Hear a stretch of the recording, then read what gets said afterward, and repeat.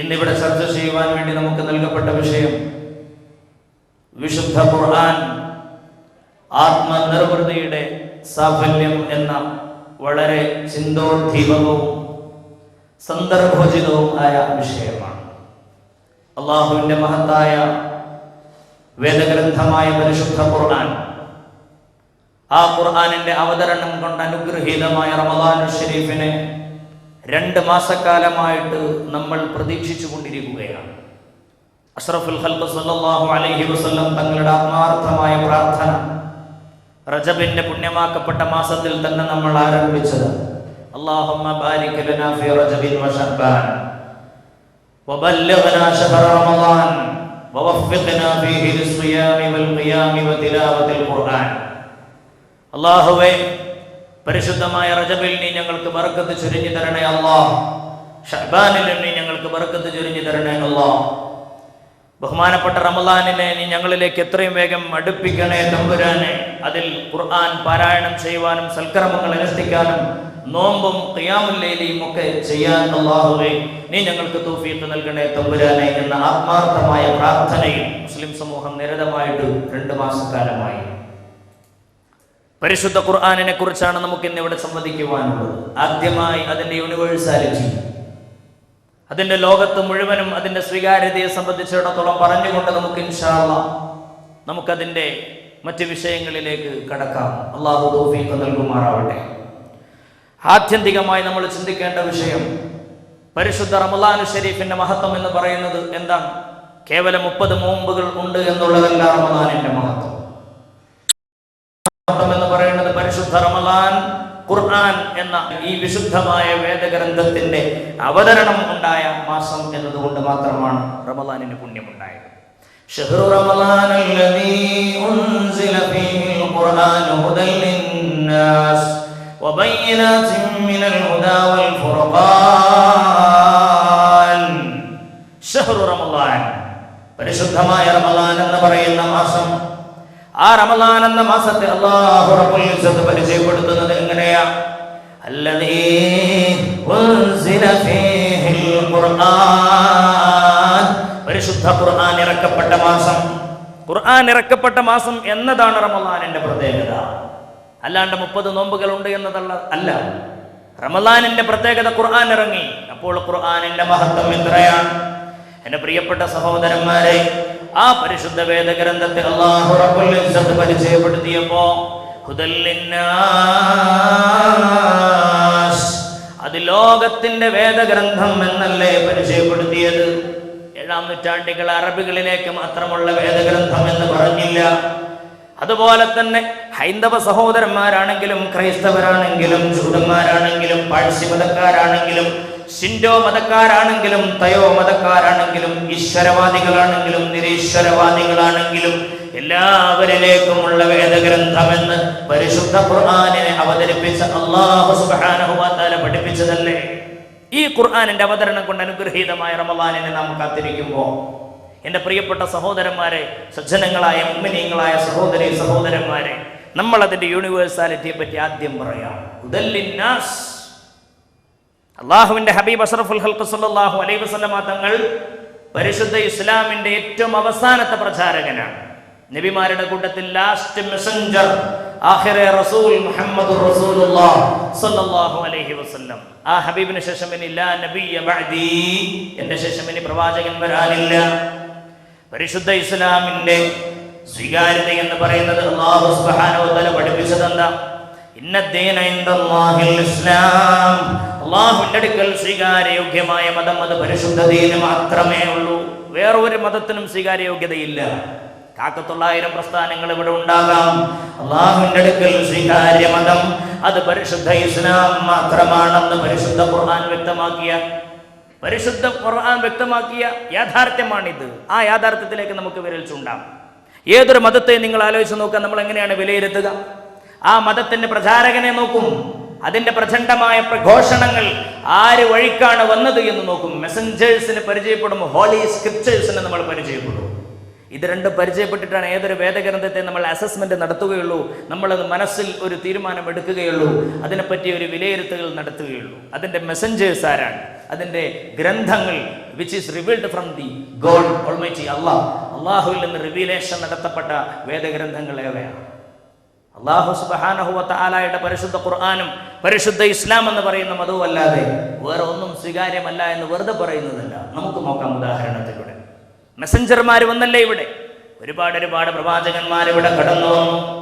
ഇരുട്ടിൽ നിന്ന് വെളിച്ചത്തിലേക്ക് നയിക്കാൻ ഹബീബായ നബിയുനാ മുഹമ്മദുർ റസൂലുള്ളാഹ്, ഹബീബ നബി കരീം സല്ലല്ലാഹു അലൈഹി വസല്ലം തങ്ങൾ അല്ലാഹു തആല പരിചയപ്പെടുത്തിയത് എന്താണ്? അല്ലാഹു സുബ്ഹാനഹു വ തആല പറയുന്നത് പരിശുദ്ധ നബി കരീം സല്ലല്ലാഹു അലൈഹി വസല്ലം തങ്ങൾ വന്നത് ളുലുമാത്തി ഇലൻ നൂർ, ഇരുട്ടിൽ നിന്ന് നിങ്ങളെ വെളിച്ചത്തിലേക്ക് നയിക്കാൻ വേണ്ടി ആണ് എന്നാണ്. ഹബീബ നബി തങ്ങൾ അല്ലാഹു സുബ്ഹാനഹു വ തആല പരിചയപ്പെടുത്തിയത് സിറാജൻ മുനീറ, നല്ല വെട്ടിത്തിളങ്ങുന്ന പ്രകാശത്തിന്റെ പ്രോജ്വല പ്രഭ എന്നാണ്. ആ പ്രകാശം എന്തിനു വേണ്ടിയാണ്? ഇരുട്ടിൽ നിന്ന് വെളിച്ചം നേകാൻ ആണ് പരിശുദ്ധ പ്രവാചകർ സല്ലല്ലാഹു അലൈഹി വസല്ലം ഈ ലോകത്തിലേക്ക് അവതീർണമായത്. ഹബീബ നബിതങ്ങളല്ലാത്ത ആളുകൾ ഇവിടെ കൊണ്ടുവന്ന വേറെ മതങ്ങളെ നമുക്കൊന്ന് പരിചയപ്പെടാം. ആ മതത്തിന്റെ വേദഗ്രന്ഥങ്ങൾ നമുക്കൊന്ന് പരിചയപ്പെടാം. പ്രിയപ്പെട്ട സഹോദരന്മാരെ, ആദ്യമായി മെസ്സഞ്ചേഴ്സിനെ പരിചയപ്പെടുമ്പോൾ അല്ലാഹുവിന്റെ പരിശുദ്ധ ഖുർആൻ പരിശോധിച്ചാൽ അറിയാൻ വേണ്ടി സാധിക്കും. കലീമുല്ലാഹി മൂസാ നബി അലൈഹി സ്വലാത്തു വസ്സലാം, അല്ലാഹു സുബ്ഹാനഹു വ തആല പ്രവാചകനെ എവിടേക്കാ വിട്ടത്? ലോകത്തിന്റെ ചരിത്രം മുഴുവൻ നമ്മൾ പരിശോധിച്ചാൽ ഒരു കാര്യം വ്യക്തമാണ്.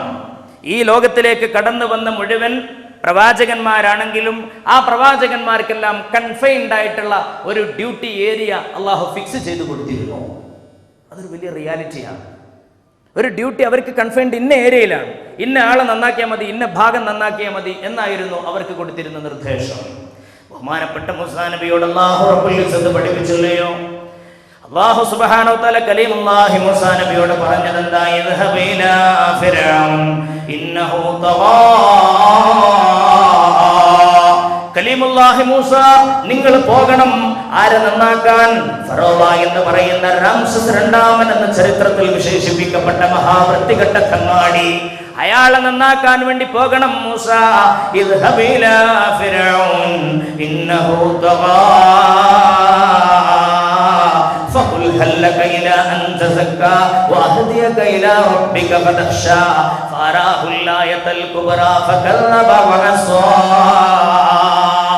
കലീമുല്ലാഹി മൂസാ നബി എന്ന് പറയുന്ന പ്രവാചകൻ വളരെ ഗംഭീരനാണ്. വസ്തനഅതുക ലിനഫ്സി, എന്റെ ആവശ്യത്തിന് വേണ്ടി നിങ്ങളെ ഞാൻ നിർമ്മിച്ചു എന്ന് അല്ലാഹു സുബ്ഹാനഹു വ തആല കലീമുല്ലാഹി മൂസാ നബിയെ പറ്റി പറഞ്ഞതാ. ആ പ്രവാചകൻ അല്ലാഹു നിയോഗിച്ചത് ഒരു വ്യക്തിയുടെ സംസ്കരണത്തിന് വേണ്ടിയാണ്. ഫറോവ രാംസസ് രണ്ടാമൻ അപ്പോഴും സന്തുഷ്ടനായില്ല. മൂസാ നബി അലൈഹി സ്വലാം പറഞ്ഞു, അഖി ഹാറൂൻ ഹുവ അഫ്സഹു മിന്നി, പടച്ചവനെ, ഹാറൂൻ എന്ന് പറയുന്ന എൻ്റെ സഹോദരൻ എന്നെക്കാളും ഉഷാറാണ്, അതുകൊണ്ട് അവനും കൂടി നീ എനിക്ക് എൻ്റെ കൂടെ വിട്ടുതരണം അല്ലാഹുവേ. അപ്പൊ പടച്ചവൻ പറഞ്ഞു, ഇദ്ഹബാ, നിങ്ങൾ രണ്ടാളും കൂടെ പോയിക്കോ, എന്നിട്ട് ആ ഫറോവയെ നന്നാക്കിക്കോ എന്ന് പറഞ്ഞു. ഫഖൂലാ ലഹു ഖൗലൻ ലയ്യിന ലഅല്ലഹു യദക്കറു ഔ യഖ്ശാ. അപ്പൊ മൂസാ നബി അലൈഹി സ്വലാം കൺഫൈൻഡ് ആണ് ആരിലേക്ക്? ഫറോവയിലേക്കും അവന്റെ കൂട്ടാളികളിലേക്കും. ബഹുമാനപ്പെട്ട മൂസാ നബി അലൈഹി സ്വലാത്തു വസ്സലാമിന്റെ അമോഷൻ, മൂസാ നബി അലൈഹി സ്വലാത്തു വസ്സലാം കല്യാണം കഴിക്കുന്നത് ഷുഐബ് നബിയുടെ മകളായ സഫൂറ ബീവിയെയാണ്. ആ സഫൂറ ബീവിയുടെ ഉപ്പയായ ഷുഐബ് നബി അലൈഹിസ്സലാം ഇവിടേക്ക് അയക്കപ്പെട്ട ആളായിരുന്നു. വഇലാ മദിയന അഖാഹും ശുഐബാ, മദിയൻ എന്ന് പറയുന്ന നാട്ടിലേക്ക് ഷുഐബ് നബി അലൈഹിസ്സലാം, മദിയൻ എന്ന് പറയുന്ന നാട്ടിലേക്ക് ഷുഐബ് നബി അലൈഹി സ്വലാത്തു വസ്സലാം കൺഫൈൻഡ് ആയിരുന്നു. ഏരിയ വളരെ ചുരുക്കപ്പെട്ട ഏരിയ ആയിരുന്നു. ബഹുമാനപ്പെട്ട ഹൂദ് നബി അലൈഹി സ്വലാത്തു വസ്സലാം അയക്കപ്പെട്ടതോ വഇലാ അദിൻ അഖാഹും ഹൂദ, ആദ് സമുദായത്തിലേക്ക് ഹൂദ് നബി അലൈഹി സ്വലാത്തു വസ്സലാം. വഇലാ സമൂദ അഖാഹും സ്വാലിഹ, സ്വാലിഹ് നബി അലൈഹി സ്വലാത്തു വസ്സലാമിനെ സമൂദ് എന്ന് പറയുന്ന സമുദായത്തെ നന്നാക്കാൻ അല്ലാഹു വിട്ടില്ലേ? വറസൂലൻ മിനാ ബനീ ഇസ്രായീൽ, ബഹുമാനപ്പെട്ട സയ്യിദുനാ ഈസാ അലൈഹി സ്വലാത്തു വസ്സലാമിനെ അല്ലാഹു പറഞ്ഞു വിട്ടതോ ബനൂ ഇസ്രായേലിലേക്കായിരുന്നു. ഈസാ നബി അലൈഹി സ്വലാത്തു വസ്സലാം ബനൂ ഇസ്രായേലിലേക്ക് വന്ന ആളായിരുന്നു. ഈ യാഥാർത്ഥ്യം പരിശുദ്ധ ഖുർആൻ മാത്രമല്ല, പരിശുദ്ധമായ ബൈബിളിലും ഇത് നമുക്ക് കാണുവാൻ വേണ്ടി സാധിക്കും. According to Matthew, New Testament, പുതിയ സുവിശേഷം ബൈബിൾ നമുക്ക് പരിശോധിച്ചാൽ ഇക്കാര്യം മനസ്സിലാക്കാൻ സാധിക്കും. According to Matthew chapter number 15 verse number 24, I am not sent except to the lost sheep of house of Israel. ഇസ്രായേലിലെ കാണാതായ കുഞ്ഞാടുകളിലേക്കല്ലാതെ ദൈവം തമ്പുരാൻ എന്നെ വിട്ടിട്ടേക്കില്ല. Jesus Christ. യേശുമിശിഹായി ഇങ്ങനെ പറയുമ്പോൾ ഒരു കാര്യം വ്യക്തമാണ്. ഈസാ നബി അലൈഹി സ്വലാത്തു വസ്സലാം റസൂലൻ ഇലാ ബനി ഇസ്രായീൽ. ഈസാ നബി അയക്കപ്പെട്ടിരിക്കുന്നത് ബനു ഇസ്രായേലിലേക്ക് മെസ്സഞ്ചറായിട്ടാണ്, പ്രവാചകനായിട്ടാണ്. ഇനി നമുക്ക് നോക്കേണ്ടത് വേദഗ്രന്ഥത്തിന്റെ യൂണിവേഴ്സാലിറ്റി. ഇപ്പോൾ പ്രവാചകർ സല്ലല്ലാഹു അലൈഹി വസല്ലമ തങ്ങളല്ലാത്ത മുഴുവൻ ആളുകളെയും അല്ലാഹു റബ്ബുൽ ഇസ്സത്ത് ഓരോ പ്രത്യേകമായ ഭാഗത്തിലേക്ക്, ഏരിയയിലേക്ക്, ഓരോ ലാൻഡിലേക്ക് പ്രത്യേകം തെരഞ്ഞെടുക്കപ്പെട്ട സ്ഥലത്തേക്ക് വിട്ടപ്പോ അഷ്റഫുൽ ഖൽഖ് നബി മുഹമ്മദ് മുസ്തഫ സല്ലല്ലാഹു അലൈഹി വസല്ലമ തങ്ങളെ അല്ലാഹു പറഞ്ഞു വിട്ടത് എവിടേക്കാ? അല്ലാഹു പറഞ്ഞു വിട്ടത് ലോകത്തിലേക്ക് മുഴുവനായിട്ടാണ്. ഇന്നി റസൂലുള്ളാഹി ഇലൈക്കും ജമീഅ, I am the messenger of God unto you all. ഞാൻ നിങ്ങളിലേക്ക് എല്ലാവരിലേക്കുള്ള ആളാണെന്ന് മുഹമ്മദ് നബി സ്വല്ലല്ലാഹു അലൈഹി വസല്ലം. അത് മുസ്ലിങ്ങളിലേക്ക് മാത്രമെന്ന് പറഞ്ഞില്ല, ഹൈന്ദവരിലേക്കോ ക്രൈസ്തവരിലേക്കോ അല്ലെങ്കിൽ മറ്റേതെങ്കിലും മതവിഭാഗങ്ങളിലേക്കോ എന്ന് പറഞ്ഞില്ല. യൂണിവേഴ്സാലിറ്റി ഓഫ് പ്രൊഫറ്റ് മുഹമ്മദ് സല്ലല്ലാഹു അലൈഹി വസല്ലം, പീസ് ബി അപ്പോൺ ഹിം. പരിശുദ്ധ പ്രവാചകർ സല്ലല്ലാഹു അലൈഹി വസല്ലം എല്ലാവരിലേക്കുമുള്ള ആളായിരുന്നു. ഇനി നമുക്ക് വേദഗ്രന്ഥത്തിലേക്ക് കിടക്കാം. ഖുർആന്റെ വിഷയത്തിലേക്ക് കിടക്കുന്നതിന് മുമ്പ് അതിന്റെ ചെറിയൊരു കമ്പാരിസൺ നമുക്ക് അനിവാര്യമായതുകൊണ്ടാണ് ഈ വിഷയം പറയേണ്ടി വന്നത്. ഇനി നമുക്ക് വിശുദ്ധമായ ഖുർആനിലേക്ക് കിടക്കാം. ഖുർആൻ പറയുന്നതിന് മുമ്പ് മറ്റ് വേദഗ്രന്ഥങ്ങളോ അതൊക്കെ ഓരോ ഭാഗങ്ങളിലേക്കും ഓരോ ഏരിയയിലേക്കും കൺഫൈൻഡ് ആയി. ഖുർആൻ അങ്ങനെയല്ല. ഖുർആൻ അങ്ങനെയല്ല. അല്ലാഹു സുബ്ഹാനഹു വ തആല പഠിപ്പിക്കുന്നത് എന്താ? പരിശുദ്ധ ഖുർആനിനെ പറ്റി അല്ലാഹു റബ്ബുൽ ഇസ്സത്ത് പഠിപ്പിക്കുന്നത് എന്താ? ശഹ്റു റമളാനല്ലദീ ഉൻസില ഫീഹിൽ ഖുർആനു ഹുദൽ ലിന്നാസ് വബയ്യിനാതിൻ മിനൽ ഹുദാ വൽ ഫുർഖാൻ. പരിശുദ്ധ ഖുർആനിൽ ഖാല അല്ലാഹു അസ്സ വജൽ സ്വലാത്തുല്ലാഹ് സലാമുല്ലാഹ് അലാ ത്വാഹ റസൂലില്ലാഹ് സ്വലാത്തുല്ലാഹ് സലാമുല്ലാഹ് അലാ യാസീൻ ഹബീബില്ലാഹ്. പരിശുദ്ധ ഖുർആൻ എന്ന് പറയുന്ന വേദഗ്രന്ഥം ഹുദൽ ലിന്നാസ്, അത് ജനങ്ങളിലേക്ക് മൊത്തമുള്ള വേദഗ്രന്ഥമാണ്. അത് ഒരിക്കലും തന്നെ മുസ്ലിങ്ങൾക്ക് മാത്രമുള്ള വേദഗ്രന്ഥമല്ല. അത് ഹിന്ദുക്കൾക്കും അത് ക്രിസ്ത്യാനികൾക്കും അതെല്ലാവർക്കും വായിക്കപ്പെടേണ്ട വേദഗ്രന്ഥമാണ്. എല്ലാവരുടെ ഹിദായത്തിനും വേണ്ടി പരിശുദ്ധ ഖുർആൻ എന്ന് പറയുന്ന ഈ വേദഗ്രന്ഥത്തെ 11 മാസക്കാലം നമ്മൾ അങ്ങനെ ഇങ്ങനെയൊക്കെ നടന്നു. ഈ 12ാമത്തെ മാസം നമ്മൾ എന്താ ചെയ്യുക? ഷോക്കേസിൽ നിൽക്കുന്ന പൊടി തട്ടി എടുത്തിട്ട് അതിൽ നിന്നിങ്ങനെ ഓതാൻ തുടങ്ങും. പോരാ, ഇത് എപ്പോഴും വേണ്ടതാണ്, ഇത് എല്ലാവർക്കും വേണ്ടതാണ്. ഇത് കേവലം ഒരു വർഷത്തിൽ ഒരു മാസത്തിൽ മാത്രം നമ്മൾ ഓതേണ്ട വേദഗ്രന്ഥമല്ല. ഇത് ലോകത്തിന്റെ ഹിദായത്തിന് വേണ്ടി, ലോകത്തിന്റെ മാർഗദർശനത്തിന് വേണ്ടി, മാനവികതയുടെ സംസ്കരണത്തിന് വേണ്ടി അല്ലാഹു റബ്ബുൽ ഇസ്സത്ത് പറഞ്ഞു വിട്ട വേദഗ്രന്ഥമാണ്. എൻ്റെ പ്രിയപ്പെട്ട സഹോദരന്മാരെ, നമ്മൾ ശരിക്കും ചിന്തിക്കണം. ആ വേദഗ്രന്ഥമായ പരിശുദ്ധ ഖുർആനിന്റെ ആത്മനിർവൃതിയുടെ സാഫല്യം എന്ന വിഷയത്തെ സംബന്ധിച്ച് നമ്മൾ സംസാരിക്കുവാൻ വേണ്ടി പോവുകയാണ്. അള്ളാഹു നമുക്ക് തൗഫീഖ് നൽകി അനുഗ്രഹിക്കുമാറാവട്ടെ. എൻ്റെ പ്രിയപ്പെട്ട മുഅ്മിനീങ്ങളെ, പരിശുദ്ധ വേദഗ്രന്ഥം എന്ന് പറയുമ്പോൾ ഈ ഖുർആൻ അത് ഇസ്ലാമിന്റെ മൂലപ്രമാണമാണ്. ഇസ്ലാമിന് നമുക്കിപ്പോൾ ഒരു മൊബൈൽ ഫോൺ അല്ലെങ്കിൽ നമ്മൾ എന്തെങ്കിലും ഒരു ഡിവൈസ് വാങ്ങുകയാണെന്നുണ്ടെങ്കിൽ അതിൻ്റെ കൂടെ നമുക്ക് യൂസേഴ്സ് മാനുവൽ എന്ന് പറഞ്ഞുകൊണ്ട് ഉപയോഗക്രമം കിട്ടും. ആ യൂസേഴ്സ് മാനുവൽ നോക്കിയിട്ടാണ് നമ്മൾ കാര്യങ്ങൾ ചെയ്യുക. അതേമാതിരി തന്നെയാണ് മാനവികതയുടെ യൂസേഴ്സ് മാനുവലാണ് പരിശുദ്ധ വേദഗ്രന്ഥം ഖുർആൻ. മാനവികതയുടെ യൂസേഴ്സ് മാനുവലാണ്. എല്ലാ കാര്യങ്ങളും അതിലുണ്ട്. We omit nothing from this Quran. ഈ ഖുർആനിൽ നമ്മൾ ഒന്നും തന്നെ വിട്ടുപോയിട്ടില്ല. ഇത് വളരെ വ്യക്തമായി വേദഗ്രന്ഥം അള്ളാഹുവിൽ നിന്ന് അവതരിക്കപ്പെട്ടത് തന്നെയാണ്. ഇതിലൊരിക്കലും തന്നെ മനുഷ്യന്റെ കൈകടത്തലുകൾ ഉണ്ടായിട്ടേ ഇല്ല. അള്ളാഹു റബ്ബുൽ ഇസ്സത്ത് പറഞ്ഞില്ലേ, അഫലാ യതദബ്ബറൂനൽ ഖുർആൻ വലൗ കാന മിൻ ഇൻദി ഗൈരില്ലാഹ് ലവജദു ഫീഹി ഇഖ്തിലാഫൻ കസീറാ. Had it been from other than God, they would surely have found therein much discrepancies. എമ്പാടും വൈരുദ്ധ്യങ്ങൾ ഇതിൽ കണ്ടെത്തുമായിരുന്നു മനുഷ്യൻ. പക്ഷെ മനുഷ്യന്റെ കൈകടത്തലുകൾ ഉണ്ടായിട്ടില്ല. മറ്റ് വേദഗ്രന്ഥങ്ങൾക്ക് ഒരു പക്ഷെ ഉണ്ടായിട്ടുണ്ടാവാം, മറ്റ് വേദഗ്രന്ഥങ്ങൾക്ക് ഉണ്ടായിട്ടുണ്ട്, കൈകടത്തലുകൾ ഉണ്ടായിട്ടുണ്ട്. According to Matthew, according to Joseph എന്ന് പറഞ്ഞ് വ്യക്തമായിട്ടും ഒരുപാട് മാറ്റങ്ങളും കൈകടത്തലുകളും ഉണ്ടായിട്ടുണ്ട്. ഖുർആനിൽ അത് ഉണ്ടായിട്ടില്ല. അതുകൊണ്ട് എന്നും അതിന് 16ആണ്. അത് ഏത് കാലത്തോടും അതിജീവിക്കുന്ന വേദഗ്രന്ഥമാണ്. അതിൻ്റെ സസ്റ്റൈനബിലിറ്റി എന്ന് പറഞ്ഞാൽ വ്യക്തമായിട്ട് നമുക്ക് അത് യുഗങ്ങളോട് പൊരുതുന്നതായിട്ട് കാണാൻ വേണ്ടി സാധിക്കും. എത്ര തന്നെ വലിയ നൂറ്റാണ്ടുകൾ കടന്നു പോയാലും എഡിജ് ടെക്നോളജി വന്നാലും പരിശുദ്ധ ഖുർആൻ ഒരു കുഴപ്പമില്ല. ഞാൻ ജസ്റ്റ് ഒരു എക്സാമ്പിളിന് വേണ്ടി പറയുകയാണ്. ഖുർആൻ അല്ലാഹു സുബ്ഹാനഹു വ തആല ചിന്തിക്കാൻ വേണ്ടിയാണല്ലോ പറഞ്ഞു വിട്ടിരിക്കുന്നത്. കേവലം 6-ാം നൂറ്റാണ്ടിലേക്കുള്ള ഒരു വേദഗ്രന്ഥമായിരുന്നുവെങ്കിൽ 21-ാം നൂറ്റാണ്ടിനെ എങ്ങനെ ഖുർആൻ നേരിടും? എങ്ങനെ ഖുർആൻ നേരിടാനാണ്? ഇത്രയും ഹൈടെക്. നമ്മൾ നിൽക്കുന്നത് ബാംഗ്ലൂർ സിറ്റിയിലാണ്. ഇന്ത്യയുടെ ഏറ്റവും വലിയ ടെക്നോളജിയുടെ സിറ്റിയായിട്ട് അറിയപ്പെടുന്ന ഈ ബാംഗ്ലൂർ. നമുക്കറിയാം ഒരുപാട് ടെക്നോളജി നമ്മുടെ കുട്ടികൾ തന്നെ നമ്മുടെ കേരളത്തിൽ പഠിക്കുന്നതിനേക്കാളും ഉപരിയായിട്ട് വിദ്യാഭ്യാസ രംഗത്ത് നല്ല ഉന്നമനത്തിൽ പുരോഗതിയിൽ ഭൗതിക വിദ്യാഭ്യാസ രംഗത്ത് ഇവിടെ പുരോഗതി ഉണ്ട്, നമുക്കറിയാവുന്ന കാര്യമാണ്. ടെക്നോളജിയുടെ രംഗത്തിൽ ബാംഗ്ലൂർ അതീവമായിട്ട് നന്നായിട്ട് മുന്നേറിക്കൊണ്ടിരിക്കുന്ന ഒരു മേഖലയാണ്. ഈ ടെക്നോളജി പുരോഗമിക്കുന്ന സമയത്ത് പരിശുദ്ധ ഖുർആനെ നമ്മൾ എങ്ങനെ ബന്ധിപ്പിക്കാൻ വേണ്ടി സാധിക്കുമെന്നൊരു ചോദ്യം നമ്മുടെ മുമ്പിൽ ഉണ്ടായേക്കാം. എന്റെ പ്രിയപ്പെട്ട സഹോദരന്മാരെ, അല്ലാഹു സുബ്ഹാനഹു വ തആല പറഞ്ഞതെന്താ? പരിശുദ്ധ ഖുർആൻ ഇന്നാ നഹ്നു നസ്സൽനാ ദിക്ർ വ ഇന്നാ ലഹു ലഹാഫിളൂൻ. പരിശുദ്ധ ഖുർആനിനെ ഇറക്കിയത് നമ്മളാ, അതിനെ സംരക്ഷിച്ചു നിർത്തേണ്ട ചുമതലയും നമ്മുടെ മേലിലാണ്. മക്കായിൽ നിന്നും 2 നാഴിക വടക്കുമാറി സ്ഥിതി ചെയ്യുന്ന ജബൽ നൂർ എന്ന് പറയുന്ന പർവ്വതത്തിന്റെ മുകളില് ഹിറാ എന്ന് പറയുന്ന ഗുഹക്കകത്ത് വെച്ചുകൊണ്ട് സയ്യിദുനാ ജിബ്രീലിന്റെ നേതൃത്വത്തിൽ അഷ്റഫുൽ ഖൽഖ് നബി മുഹമ്മദുർ റസൂലുള്ളാഹി ആ ഹബീബായ നബിതങ്ങളിലേക്ക് അവതീർണമായ വിശുദ്ധ വേദഗ്രന്ഥത്തിന്റെ ആരംഭം തന്നെ പഠിക്കാനും വായിക്കാനുമല്ലയോ? ഇഖ്റ ബിസ്മി റബ്ബിക്കല്ലദീ ഖലഖ് ഖലഖൽ ഇൻസാന മിൻ അലഖ് ഇഖ്റ വ റബ്ബുക്കൽ അക്രമുല്ലദീ അല്ലമ ബിൽ ഖലം അല്ലമൽ ഇൻസാൻ മാ ലം യഅലം. Read in the name of your Lord who created. മനുഷ്യന് ക്രിയേഷന്റെ ലോകത്തെ പറ്റി മനസ്സിലാകാൻ പോലും കഴിയാത്തൊരു കാലഘട്ടത്തിൽ 6-ാം നൂറ്റാണ്ടിൽ ശരിക്കും ഇപ്പൊ എംബ്രിയോളജിയുടെ പഠനം പൂർത്തിയായിട്ടില്ല. ആ മേഖല നന്നായിട്ട്, അതുപോലെ തന്നെ നെർവസ് സിസ്റ്റം, CNS എന്ന സെൻട്രൽ നെർവസ് സിസ്റ്റം, മനുഷ്യന്റെ ശരീരത്തിന്റെ ഫിസിയോളജിയൊക്കെ ഇനിയും ഇറ്റ് നോട്ട് ബി കംപ്ലീറ്റഡ്.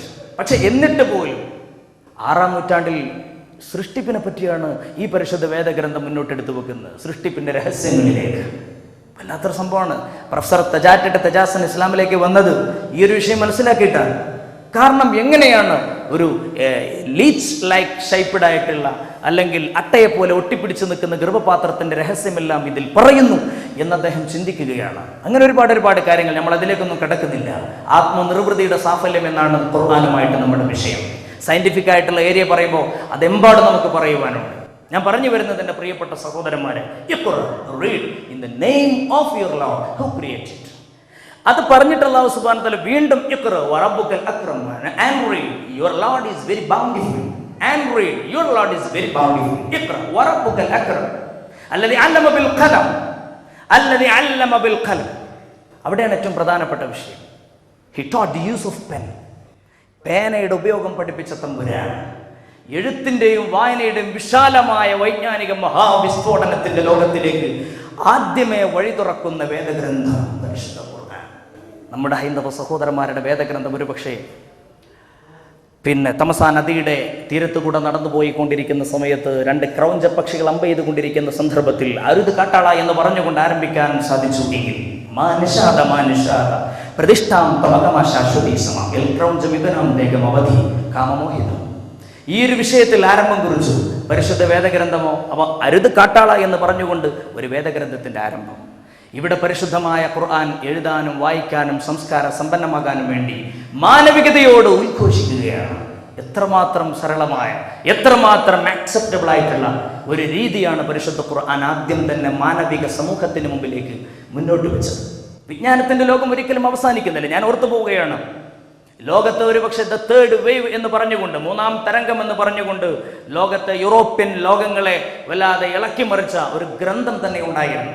ഭാവിയിൽ ഇനി വരാനിരിക്കുന്ന ഭീകരമായിട്ടുള്ള കൾച്ചറൽ കൊളീഷനെ പറ്റിയെല്ലാം അദ്ദേഹം വല്ലാതെ സംവദിക്കുന്നുണ്ട്. ആ മനുഷ്യൻ 3 എമ്മുകളെ പരിചയപ്പെടുത്തി. 3 എം. ആദ്യത്തെ എം അദ്ദേഹം പറയുന്നത് മസിൽ പവർ എന്നാണ്. ആദ്യത്തെ കാലം ഇറ്റ് ഈസ് നോ മോർ, അതിനില്ല. എല്ലാം കയ്യൂക്കുള്ളവൻ കാര്യക്കാരൻ എന്ന് പറയുന്ന രീതിയിൽ കൈയടക്കുന്ന ശക്തിയുള്ളവന് എന്തു നേടിയെടുക്കാൻ സാധിക്കുമെന്ന് പറയുന്ന ഒരു കാലഘട്ടം അത് കഴിഞ്ഞുപോയി. ആദ്യത്തെ എം അതായിരുന്നു. 2-ാമത്തെ എമ്മിന്റെ കാലഘട്ടം എന്ന് പറയുന്നത് മണി പവർ, സമ്പത്തുണ്ടെങ്കിൽ എന്തും നേടാം എന്നുള്ള ഒരു കാലഘട്ടം, അതും പോയി. 3-ാമത്തെ എം മൈൻഡ് പവർ, മനുഷ്യന്റെ ബുദ്ധിയും വികാസവും ചിന്തയും ഗവേഷണങ്ങളും മനനങ്ങളും ആ രീതിയിലുള്ള പര്യവേക്ഷണങ്ങളും നടത്തിക്കൊണ്ടിരിക്കുന്ന ഒരു കാലഘട്ടം it is still going on. അതിനൊരിക്കലും തന്നെ ഒരു നിശ്ചലാവസ്ഥ ഉണ്ടാവില്ല. അത് തന്നെയാണ് ലോകാവസാനം വരെയും മുന്നോട്ട് പോകുന്ന ചിന്തയും പഠനവും ഗവേഷണങ്ങളും പര്യവേക്ഷണങ്ങളും. ഖുർആൻ ആദ്യം മുന്നോട്ട് വെച്ച സിദ്ധാന്തം പഠിക്കുക, എഴുതുക, വായിക്കുക. അപ്പൊ ഇങ്ങനെ ഒരു വേദഗ്രന്ഥം ഈ ഒരു വിഷയം മുന്നോട്ട് വെക്കുന്ന സന്ദർഭത്തിൽ ഇത് 7-ാം നൂറ്റാണ്ടിലേക്ക് മാത്രം ശൃംഖാവാൻ പാടില്ല, കൺഫൈൻഡ് ആവാൻ പാടില്ല. 21-ാം നൂറ്റാണ്ടിലും അത് പ്രോജ്വലിച്ച് നിൽക്കാൻ വേണ്ടി സാധിക്കണം. ഞാൻ ഒരായത്ത് ഉദാഹരണമായിട്ട് പറയാം. وما أدراك ما عليون كتاب مرقوم. എന്താണ് ഇല്ലിയൂൻ? ഇല്ലിയൂൻ എന്ന് പറഞ്ഞാൽ എന്താണ്? കിതാബുൻ മർഖൂം. ഒരു പക്ഷേ ഇയേഴ്സ് ബാക്ക് നമുക്കൊരു 6-ാം നൂറ്റാണ്ടിലേക്ക് തിരിച്ചു പോകാം. ആ 6-ാം നൂറ്റാണ്ടിലുള്ള ജനത ഈ ഒരു വാക്യത്തിന് എന്തായിരിക്കും അവർ അർത്ഥം വെച്ചിട്ടുണ്ടാവുക? അവർ കിതാബുൻ മർഖൂം, രേഖപ്പെട്ട അല്ലെങ്കിൽ എഴുതപ്പെട്ട അല്ലെങ്കിൽ രേഖപ്പെടുത്തപ്പെട്ട ഗ്രന്ഥം എന്നൊക്കെ അർത്ഥം വെക്കാം. എനിക്ക് തോന്നുക ആധുനിക കാലഘട്ടത്തിൽ, പ്രത്യേകിച്ച് നമ്മൾ 21-ാം നൂറ്റാണ്ടിന്റെ ഇത്രയും വലിയ ടെക്നോളജി പുരോഗമിച്ച ഈ കാലഘട്ടത്തിൽ നമുക്കതിന് എന്തർത്ഥം വെക്കാൻ വേണ്ടി സാധിക്കും? കിതാബുൻ മർഖൂം. എനിക്ക് തോന്നുക അതിനെ എങ്ങനെ അർത്ഥം വെച്ചാൽ ഒന്നുകൂടി നമുക്ക് ഒന്നുകൂടി ഒരു കംഫർട്ടബിൾ ആയിരിക്കും, പ്രത്യേകിച്ച് ഈ കാലഘട്ടത്തെ സംബന്ധിച്ചിടത്തോളം. കിതാബുൻ മർഖൂം, ദ ഡിജിറ്റൽ ബുക്ക് എന്ന്. കാരണം കംപ്ലീറ്റ് ഡിജിറ്റൈസേഷൻ, നമ്മുടെ തദ്ദേശ സ്വയംഭരണ സ്ഥാപനങ്ങൾ ഡിജിറ്റൈസേഷൻ, എല്ലാം ഡിജിറ്റൈസ്ഡ് ആണ്, എല്ലാം ഡിജിറ്റലൈസേഷൻ ആണ്. അങ്ങനെ ഒരു കാലഘട്ടത്തിൽ എന്തുകൊണ്ട് റഖം മീൻസ് ഡിജിറ്റ്, റഖം മീൻസ് ഡിജിറ്റ്, കിതാബുൻ മർഖൂം, ദ ഡിജിറ്റൽ ബുക്ക്. അള്ളാഹുവിന്റെ അടുക്കലുള്ള ഹാർഡ് ഡിസ്ക് ഏതാണ്? ലൗഹുൽ മഹ്ഫൂസ്. അള്ളാഹുവിന്റെ അടുക്കലുള്ള രേഖപ്പെടുത്തപ്പെട്ട വേദഗ്രന്ഥം അല്ലെങ്കിൽ എല്ലാം രേഖപ്പെടുത്തപ്പെട്ട ഖുർആനിന്റെ മൂലഗ്രന്ഥം ലൗഹുൽ മഹ്ഫൂസ്, അതെല്ലാം ഡിജിറ്റൽ ബുക്ക് എന്ന് പരിചയപ്പെടുത്തപ്പെടുകയാണ്, കിതാബുൻ മർഖൂം. കാരണം നമുക്കറിയാം ഇന്ന് നമ്മുടെയൊക്കെ മുമ്പിൽ ഇന്ന് ഡാറ്റകളുടെ പ്രളയം നടന്നുകൊണ്ടിരിക്കുകയാണ്. എക്സ്പ്ലോഷൻ ഓഫ് ഡാറ്റ, അല്ലെങ്കിൽ ഡാറ്റകൾ നന്നായിട്ട് അതിൻ്റെ വൈജ്ഞാനിക വിസ്ഫോടനം എന്ന് പറയുന്ന രീതിയിൽ ഡാറ്റ പ്രളയം നടന്നുകൊണ്ടിരിക്കുകയാണ്. സൈബർ എന്ന പദത്തിൻ്റെ തന്നെ അർത്ഥം beyond the screen, computer screen എന്നാണ്. അപ്പോൾ ആ ഒരു മേഖലയിൽ ഇന്ന് നമുക്ക് ഏതൊരു സാധനം ഡിവൈസ് നമ്മൾ വാങ്ങുകയാണെങ്കിലും നമ്മൾ ചോദിക്കുക അതിൻ്റെ കപ്പാസിറ്റി എത്രയാണ്, ഇത്ര KB ഒന്നും ആരും പറയുന്നില്ല. അപ്പോൾ ഒരു ഏറ്റവും മിനിമൈസ്ഡ് ആയിട്ടുള്ള, ഏറ്റവും വളരെ അതിൻ്റെ മിനിയേച്ചർ ആയിട്ടുള്ള കമ്പ്യൂട്ടറിലേക്ക് എൻ്റർ ചെയ്യുന്ന ഒരു ഡാറ്റയുടെ ഒരു യൂണിറ്റ് എന്ന് പറയുന്നത് നമ്മളൊക്കെ എല്ലാവരും അറിയാവുന്ന പോലെ തന്നെ ഒരു ബിറ്റാണ്. ആ ബിറ്റുകൾ 8 ബിറ്റ് കൂടുമ്പോൾ ഒരു ബൈറ്റ് ആകും, നമുക്ക് അറിയാവുന്ന കാര്യമാണ്. 1024 ബൈറ്റ് കൂടുമ്പോൾ ഒരു KB എന്ന് നമ്മൾ പറയും, ഒരു കിലോ ബൈറ്റ്. അപ്പോൾ 1024 KB ചേരുമ്പോൾ അതൊരു MB ആയിട്ട് മാറും. 1024 MB അതൊരു GB ആയിട്ട് മാറും, ജിഗാബൈറ്റ്. 1024 GB ചേരുമ്പോൾ അത് ടെറാബൈറ്റ് ആയിട്ട് മാറും. 1024 TB അത് വീണ്ടും മുന്നോട്ട് പോകുമ്പോൾ അത് പെറ്റാബൈറ്റ് ആയിട്ട് മാറും. പെറ്റാബൈറ്റ് വീണ്ടും മുന്നോട്ട് പോകുമ്പോൾ 1024 വരുമ്പോൾ അത് എക്സാബൈറ്റ് EB ആയിട്ട് മാറും. അത് വീണ്ടും 1024 ആകുന്ന സമയത്ത് പിന്നീട് പോകുന്നത് അതിൻ്റെ യോട്ടാബൈറ്റ് എന്ന് പറയുന്ന അവസാന ഒരു ഘട്ടത്തിലേക്കാണ്. യോട്ടാബൈറ്റ് എത്തുന്ന സമയത്തൊക്കെ മനുഷ്യന്റെ ഇൻഫോഗ്രാഫി വരെ നടക്കുമെന്നാണ് പറയുന്നത്. ഇൻഫോഗ്രാഫി എക്സാബൈറ്റിന്റെ കാലഘട്ടത്തിൽ ഇൻഫോഗ്രാഫി നടക്കും അത്രേ.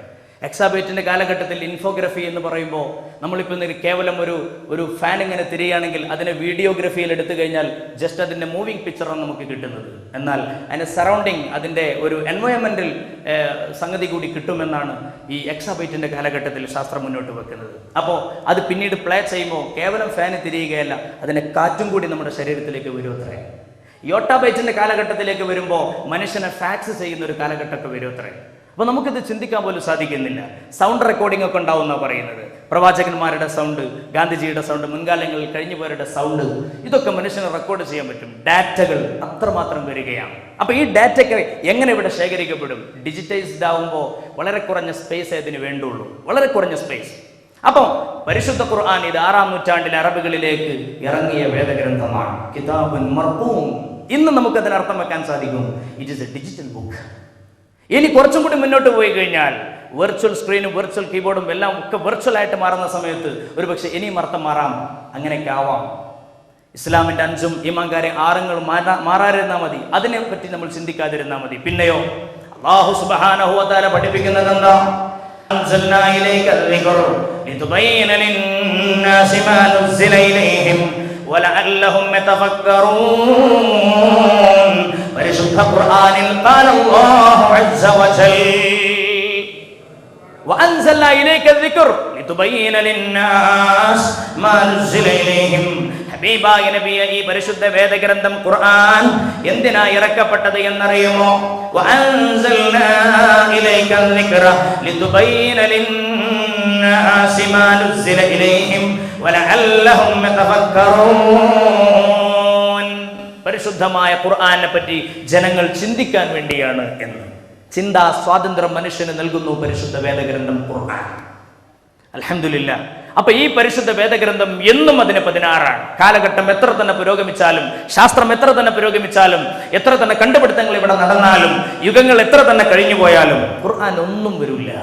അതങ്ങനെ അതിന്റെ മട്ടത്തെ തന്നെ മുന്നോട്ട് പോയിക്കൊണ്ടിരിക്കും. അതാണ് ഇന്നാ നഹ്നു നസ്സൽന ദിക്റ വ ഇന്നാ ലഹു ലഹാഫിദൂൻ. നമുക്കതിന്റെ ആത്മനിർവൃതിയിലേക്ക് കടക്കാം. അല്ലാഹു റബ്ബുൽ ഇസ്സത്ത് നമുക്ക് തൗഫീഖ് നൽകുമാറാവട്ടെ. എൻ്റെ പ്രിയപ്പെട്ട മുഅ്മിനീങ്ങളെ, പരിശുദ്ധ ഖുർആൻ ശരീഫ് ആദ്യമായി ഇന്ന് ഖുർആൻ തുറന്നു നോക്കിയാൽ നമുക്ക് കാണാൻ സാധിക്കുന്നത് എന്താണ്? ഫാത്തിഹയാണ്. ആ ഫാത്തിഹ തുടങ്ങുന്നത് എങ്ങനെയാണ്? ബിസ്മില്ലാഹിർ റഹ്മാനിർ റഹീം. ബിസ്മില്ലാഹിർ റഹ്മാനിർ റഹീം. ഖുർആനിന്റെ ആത്മനിർവൃതി എന്ന് പറയുമ്പോൾ അല്ലാഹു അല്ലാഹു അല്ലാഹു ഇത് തന്നെയാണ്. കാരണം അല്ലാഹുവിന്റെ നാമം കൊണ്ട് ഞാൻ ആരംഭിക്കുന്നു എന്നല്ലേ ആരംഭം. ബിസ്മില്ലാഹ്, അല്ലാഹുവിന്റെ നാമം കൊണ്ട് ഞാൻ ആരംഭിക്കുന്നു. ഖുർആൻ മറിച്ചു നോക്കിയാൽ ആ മാനുസ്ക്രിപ്റ്റിൽ, ആ നമ്മുടെ റിട്ടൺ കോപ്പിയിൽ കാണാൻ ആദ്യത്തെ അക്ഷരം തന്നെ അല്ലെങ്കിൽ ആദ്യത്തെ വാക്യം തന്നെ Bismillah in the name of അല്ലാഹ് അല്ലേ, അല്ലാഹുവിന്റെ നാമം കൊണ്ട് എന്നാണ്. അല്ലാഹ് ഖുർആനിന്റെ ആത്മനിർവൃതി എന്ന് പറയുന്നത് ഇറ്റ് ഈസ് ദി ഓൾമൈറ്റി അല്ലാഹ്, അല്ലാഹു റബ്ബുൽ ഇസ്സത്ത് തന്നെ. റിട്ടൺ കോപ്പിയിൽ അങ്ങനെയാണ്, റിട്ടൺ കോപ്പിയിൽ അങ്ങനെയാണ്. ഇനി as far as revelation is concerned, revelation പരിശോധിക്കുകയാണെങ്കിലോ അങ്ങനെ തന്നെയാണ്. ഇഖ്റ ബിസ്മി റബ്ബിക്കല്ലദീ ഖലഖ് ഖലഖൽ ഇൻസാന മിൻ അലഖ് ഇഖ്റ വറബ്ബുകൽ അക്രം അല്ലദീ അല്ലമ ബിൽ ഖലം. ഇഖ്റ ബിസ്മി റബ്ബിക, read in the name of your Lord who created, in the name of your Lord, ബിസ്മി റബ്ബിക. അപ്പൊ റിട്ടൺ കോപ്പിയിലും അങ്ങനെ തന്നെയാണ്, റിവലേഷൻ പരിശോധിക്കുമ്പോൾ അതും അങ്ങനെ തന്നെയാണ്. ആത്മനിർവൃതി കിട്ടണമെങ്കിൽ അള്ളാഹുവിലേക്ക് മടങ്ങണം. പരിശുദ്ധ ഖുർആനിന്റെ A to Z നമ്മൾ പരിശോധിച്ചാൽ അതിന്റെ ഏറ്റവും വലിയ അതിന്റെ തീം എന്ന് പറയുന്നത് എന്താണ്? അല്ലാഹ്, അല്ലാഹ്, അല്ലാഹ്. അത് തന്നെയാണ് എൻ്റെ പ്രിയപ്പെട്ടവരെ. വെള്ളിയാഴ്ച ദിവസം ഇമാമിയങ്ങൾ ഓതിക്കൊണ്ടിരിക്കുന്ന സൂറത്ത് നമ്മൾ കേട്ടവരല്ലേ? സൂറത്തുൽ ഗാശിയയും അതുപോലെ അലയും. അല സൂറത്ത് കഴിഞ്ഞ ഗാശിയ സൂറത്തിന്റെ അവസാന ആയത്ത് എന്താ? സുമ്മ ഇന്ന ഇലൈനാ ഇയാബഹും സുമ്മ ഇന്ന അലൈനാ ഹിസാബഹും. പരിശുദ്ധ ഖുർആനിൽ ഖാല അല്ലാഹു അസ്സ വജൽ. ഈ പറഞ്ഞതിന്റെ പോയിന്റ് എന്താ?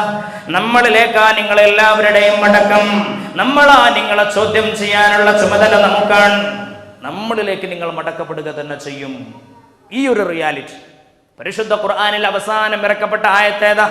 വത്തഖൂ യൗമൻ തുർജഊന ഫീഹി ഇലല്ലാഹ് സുമ്മ തുവഫാ കുല്ലു നഫ്സിൻ മാ കസബത് വഹും ലാ യുദ്ലമൂൻ. ഏറ്റവും അവസാനം ഇറക്കപ്പെട്ട ആയത്ത് രണ്ടാമത്തെ അധ്യായം സൂറത്തുൽ ബഖറയിലാ നിലകൊള്ളുന്നതെങ്കിലും അർത്ഥം എന്താ? വത്തഖൂ വത്തഖൂ വത്തഖൂ, പേടിക്കണേ, സൂക്ഷിക്കണേ.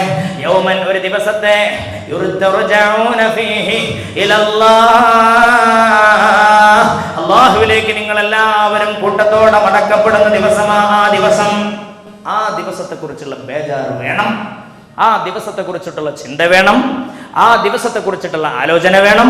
അതില്ലാതെ ഒരു നിമിഷം പോലും കടന്നു പോകരുത് എന്ന് പറഞ്ഞിട്ടാ പരിശുദ്ധ ഖുർആൻ അള്ളാഹു കൂട്ടി വെക്കുന്നത്. ഇന്ന് കാണുമ്പോൾ ലാസ്റ്റ് കുല്ലാർബിൻ, അതിനെപ്പറ്റി ഞാൻ പറയാം. റിവിലേഷൻ പരിശോധിക്കുമ്പോൾ ഇറങ്ങിയത് നോക്കുമ്പോൾ ആദ്യം ഇറങ്ങിയത് ഇഖ്റ ബിസ്മിയാണ്, അവസാനം ഇറങ്ങിയത് ഈ പറഞ്ഞ ആയത്താണ്. ഒക്കെയും തീം എന്ന സെൻട്രൽ തീം ഈസ് ഓൾമൈറ്റി അല്ലാഹ്. നമ്മൾ അള്ളാഹുവിലേക്ക് മടങ്ങണം എന്നതാണ് ഖുർആനിന്റെ ഏറ്റവും സെൻട്രൽ തീം. ആദ്യം റിട്ടൺ കോപ്പിയിൽ കാണുന്നത് ബിസ്മി, റിവലേഷനിൽ കാണുന്നത് ഇഖ്റ ബിസ്മി റബ്ബിക്, ഒക്കെയും അല്ലാഹ് അല്ലാഹ് അല്ലാഹ് അല്ലാഹ്. അതാണ്. ഇനി പരിശുദ്ധ ഖുർആനിന്റെ നടുവിലോ, ഖുർആന്റെ സെന്റർ പരിശോധിക്കാൻ കുറെ ആൾക്കാർ വെറുതെ തുപ്പല് ചെലവാക്കാറുണ്ട്. അത് ഇങ്ങനെയിട്ട് മറിച്ചാൽ മതി, നേരെ അൽക്കഫും കിട്ടും, അല്ലെങ്കിൽ ഇസ്രാ അല്ലേ, രണ്ടാലൊരു സൂറത്തല്ലേ കിട്ടും, അങ്ങനല്ലേ? 17 18 സൂറത്ത്, ഒന്ന് ഇസ്രാ സൂറത്ത്, ഒന്ന് അൽക്കഹഫ് സൂറത്ത്. ഇത് നേരെ നടു അങ്ങോട്ട് പരിശോധിച്ചാൽ എന്താ ഇസ്രാ? സുബ്ഹാനല്ലദീ അസ്റാ ബിഅബ്ദിഹി ലൈലൻ മിനൽ മസ്ജിദിൽ ഹറാമി ഇലൽ മസ്ജിദിൽ അഖ്സാ അല്ലദീ ബാറക്നാ ഹൗലഹു ലിനുരിയഹു മിൻ ആയാതിനാ ഇന്നഹു ഹുവസ് സമീഉൽ ബസീർ. ഇവിടെ ഇസ്രായിൽ എന്താ പറയുന്നത്? അല്ലാഹുവിന്റെ ഹബീബ് അഷ്റഫുൽ ഖൽഖ് നബി മുഹമ്മദ് മുസ്തഫ ഹബീബായ നബിയുനാ ത്വഹ റസൂലുള്ളാഹിന്റെ ജീവിതത്തിൽ ഏറ്റവും അനർഘമായ നിമിഷങ്ങൾക്ക് സാക്ഷ്യം വഹിച്ച ഇസ്രാ മിഅ്റാജ്, ഹബീബായ നബി കരീം സല്ലല്ലാഹു അലൈഹി വസല്ലമ തങ്ങളെ അല്ലാഹു ഉപരിലോകത്തിലേക്ക് കൊണ്ടുപോകാൻ തെരഞ്ഞെടുക്കപ്പെട്ട രാത്രി. ഇസ്രാ മിഅ്റാജിനെ സംബന്ധിച്ചല്ലേ പരാമർശം? എന്റെ പ്രിയപ്പെട്ട മുഅ്മിനീങ്ങളെ, സറൈത മിൻ ഹറമിൻ ലൈലൻ ഇലാ ഹറമിഹി കമാ സറൽ ബദ്റു ഫീ ദാജിൻ മിനൽ ഉലമി وبت قائلا أن نلت منزلة من قاب قوسين لم تدرك ولم ترمي مولاي صل وسلم دائما أبدا على حبيبك خير الخلق كلهم. ഹബീബായ നബി തങ്ങൾ ഏഴാൻ ആകാശങ്ങളിലേക്കും അവിടെ നിന്ന് അങ്ങോട്ട് അർശും കുർസും ലൗഹും അല്ലാഹുവിന്റെ സന്നിധിയിലേക്കും സിദ്റത്തുൽ മുൻതഹയുടെ അപ്പുറത്തേക്കും എല്ലാം പോയി തിരികെ എത്തുന്ന രംഗം. യഥാർത്ഥത്തിൽ അതെന്താണ് എൻ്റെ പ്രിയപ്പെട്ട സഹോദരന്മാരെ? അല്ലാഹുവിനെ വാഴ്ത്തപ്പെടുകയാണ്. സുബ്ഹാൻ അല്ലദീ അസ്റാ. ഖുർആന്റെ സെൻട്രൽ തീം സുബ്ഹാൻ. സുബ്ഹാൻ എന്ന് പറഞ്ഞാൽ അല്ലാഹു എത്ര പരിശുദ്ധൻ എന്നാണ്. ഇനി അൽ കഹ്ഫാണ്. പിന്നെ അൽ കഹ്ഫിൽ എന്താ? അൽഹംദുലില്ലാഹില്ലദീ അൻസല അലാ അബ്ദിഹിൽ കിതാബ വലം യജ്അൽ ലഹു ഇവജാ ഖയ്യിമൻ ലിയുൻദിറ ബഅസൻ ശദീദൻ മിൻ ലദുൻഹു വയുബശ്ശിറുൽ മുഅ്മിനീന അല്ലദീന യഅമലൂനസ് സ്വാലിഹാതി അന്ന ലഹും അജ്റൻ ഹസനാ. ഈ പറഞ്ഞതിൽ അൽഹംദുലില്ലാഹ്, പ്രൈസ് ബി ടു അല്ലാഹ്, അല്ലാഹുവിനാണ് സർവസ്തുതിയും. നേരത്തെ പറഞ്ഞത് അല്ലാഹുവിനെ വാഴ്ത്തുകയാണ്, ഇവിടെ സ്തുതിക്കുകയാണ്. ഇതിന്റെ സെൻട്രൽ തീം എന്താണ്? ഇനി നമുക്ക് അതിലേക്ക് കിടക്കാം. അപ്പൊ ഖുർആനിന്റെ ആത്മനിർവൃതി നമ്മൾ ചർച്ച ചെയ്യുമ്പോൾ ഏറ്റവും പ്രധാനപ്പെട്ട പോയിന്റ് മടക്കം അല്ലാഹുവിലേക്ക്, മടക്കം അല്ലാഹുവിലേക്ക്. ഇതാണ് വിഷയം. ഖുർആൻ അതാണ് നമ്മളിലേക്ക് ഊന്നി ഊന്നി ഊന്നി ഊന്നി പറയുന്നത്. ഇനി പരിശുദ്ധ ഖുർആൻ ഓതാൻ വേണ്ടി എൻ്റെ പ്രിയപ്പെട്ട സഹോദരന്മാരെ, മടക്കം അല്ലാഹുവിലേക്ക്. ഏറ്റവും വലിയ നിർവൃതി അല്ലാഹ് എന്നത് തന്നെയാണ്. ഞങ്ങളുടെ നാട്ടിൻ്റെ തൊട്ടപ്പുറത്ത് വെളിപ്പാടകൽ നിലകൊള്ളുന്ന ആളാണ് നമ്മുടെ എല്ലാവരുടെയും ചങ്കിലെ ചോരയായിരുന്ന ഒരു കാലഘട്ടത്തിൽ കാലങ്ങളോളം സമസ്ത കേരള ജമിയത്തുൽ ഉലമായ്ക്ക് നേതൃത്വം നൽകിയ ബഹുമാനപ്പെട്ട റഈസുൽ മുഹഖ്ഖീൻ കണ്ണിയത്ത് അഹ്മദ് മുസ്ലിയാർ നവ്വറല്ലാഹു മർഖദഹു. ആ മഹാനുഭാവന്റെ കൂടെ നാളെ സ്വർഗീയ ലോകത്ത് അല്ലാഹു നമ്മെ ഒരുമിച്ച് കൂട്ടി തരുമാറാവട്ടെ. ബഹുമാനപ്പെട്ടവർ ശ്വാസം വിട്ടിരുന്നത് എങ്ങനെയാണ്? ബഹുമാനപ്പെട്ടവർ ശ്വാസം വിട്ടിരുന്നത് എന്താണ്? നമ്മൾ മുഅ്മിനീങ്ങളാണ്. ഏത് സന്ദർഭത്തിലും ഏത് സാഹചര്യത്തിലും ബിസിനസ്സിലാണെങ്കിലും ഓട്ടത്തിലാണെങ്കിലും കിടക്കുകയാണെങ്കിലും ഇരിക്കുകയാണെങ്കിലും ഒക്കെ തന്നെ അല്ലാഹ് എന്ന ചിന്തയിൽ ഊന്നണം. ഇതാണ് ഖുർആനിന്റെ ഏറ്റവും വലിയ മെസ്സേജ്. എൻ്റെ പ്രിയപ്പെട്ട മുഅ്മിനീങ്ങളെ, കണ്ണിയത്ത് ഉസ്താദ് അങ്ങനെ ജീവിച്ച മനുഷ്യനാണ്. ചിരിക്കാറില്ലല്ലോ മനുഷ്യൻ. നമ്മളൊക്കെ എമ്മാതിരി ചിരിയാണ്, പൊട്ടിച്ചിരിയാണ്. പുഞ്ചിരി നല്ലതാണ്, പൊട്ടിച്ചിരി നല്ലതല്ല. ഫലൽഹഖു ഖലീലാ വലബ്കു കസീറാ. കുറച്ചേ ചിരിക്കാവൂ, കൂടുതൽ കരയണം എന്ന് പരിശുദ്ധ ഖുർആൻ. കണ്ണിയത്ത് ഉസ്താദ് അങ്ങനെയാണ്. ഉസ്താദിനെ അടുത്തറിയുന്ന ആളുകൾക്ക് വ്യക്തമായും ബോധ്യമുള്ള സംഗതിയാണ്. ആ മഹാൻ ശ്വാസം വലിച്ചിരുന്നത് എങ്ങനെയാണ്?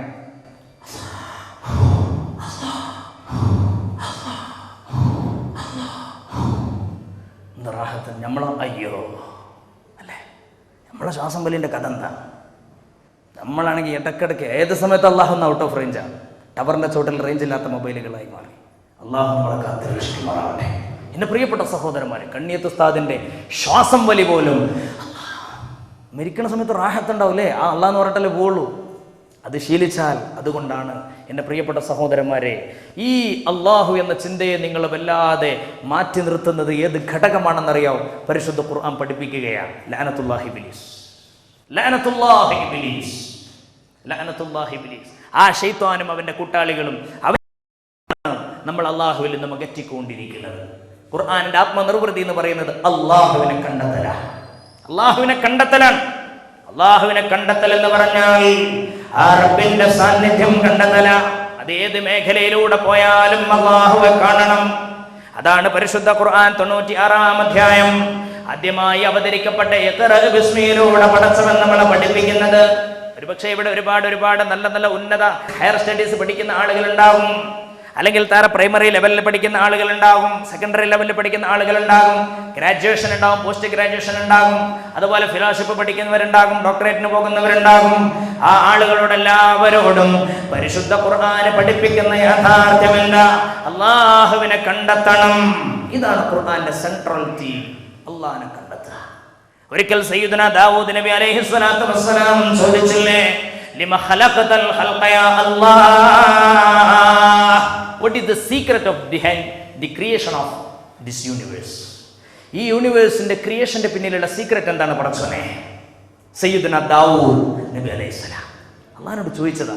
പടച്ചോൻ പറഞ്ഞ മറുപടി നോക്കണം, അല്ലാഹു പറഞ്ഞ മറുപടി നോക്കണം. കുന്തു കൻസൻ മഖ്ഫിയ ഫഅഹ്ബബ്തു അൻ ഉറഫ്, ഞാൻ ഹിഡൻ ആയി കിടക്കുന്ന, മറഞ്ഞു കിടക്കുന്ന നിധിയായിരുന്നു. എന്നെ എല്ലാവരും അറിയണമെന്ന മോഹം എനിക്കുണ്ടായി. അപ്പോൾ ഞാൻ ഈ പ്രപഞ്ചത്തെ പടച്ചു എന്ന് പടച്ചോൻ.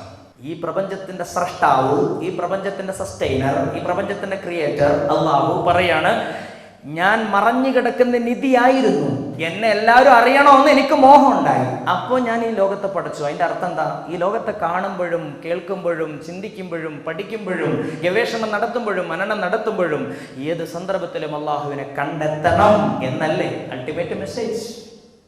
അതാണ് ഖുർആൻ ആദ്യമേ മുന്നോട്ട് വെച്ചു, ഇഖ്റ ബിസ്മി റബ്ബിക അല്ലദീ ഖലഖ. ശരിക്കും മനുഷ്യനെ ചിന്തിച്ചാൽ അല്ലദീ ഖലഖ, ക്രിയേഷൻ ഭയങ്കര സംഭവമാണ്, ക്രിയേഷൻ ഭയങ്കര സംഭവമാണ്. അല്ലദീ ഖലഖ് എന്ന് പറഞ്ഞിരിക്കുന്നത്. ഖലഖൽ ഇൻസാന മിൻ അലഖ്, ഒന്നുകൂടി ചിന്തിപ്പിക്കുകയാണ്, അലഖ് ലീച്ച് ലൈക്ക്.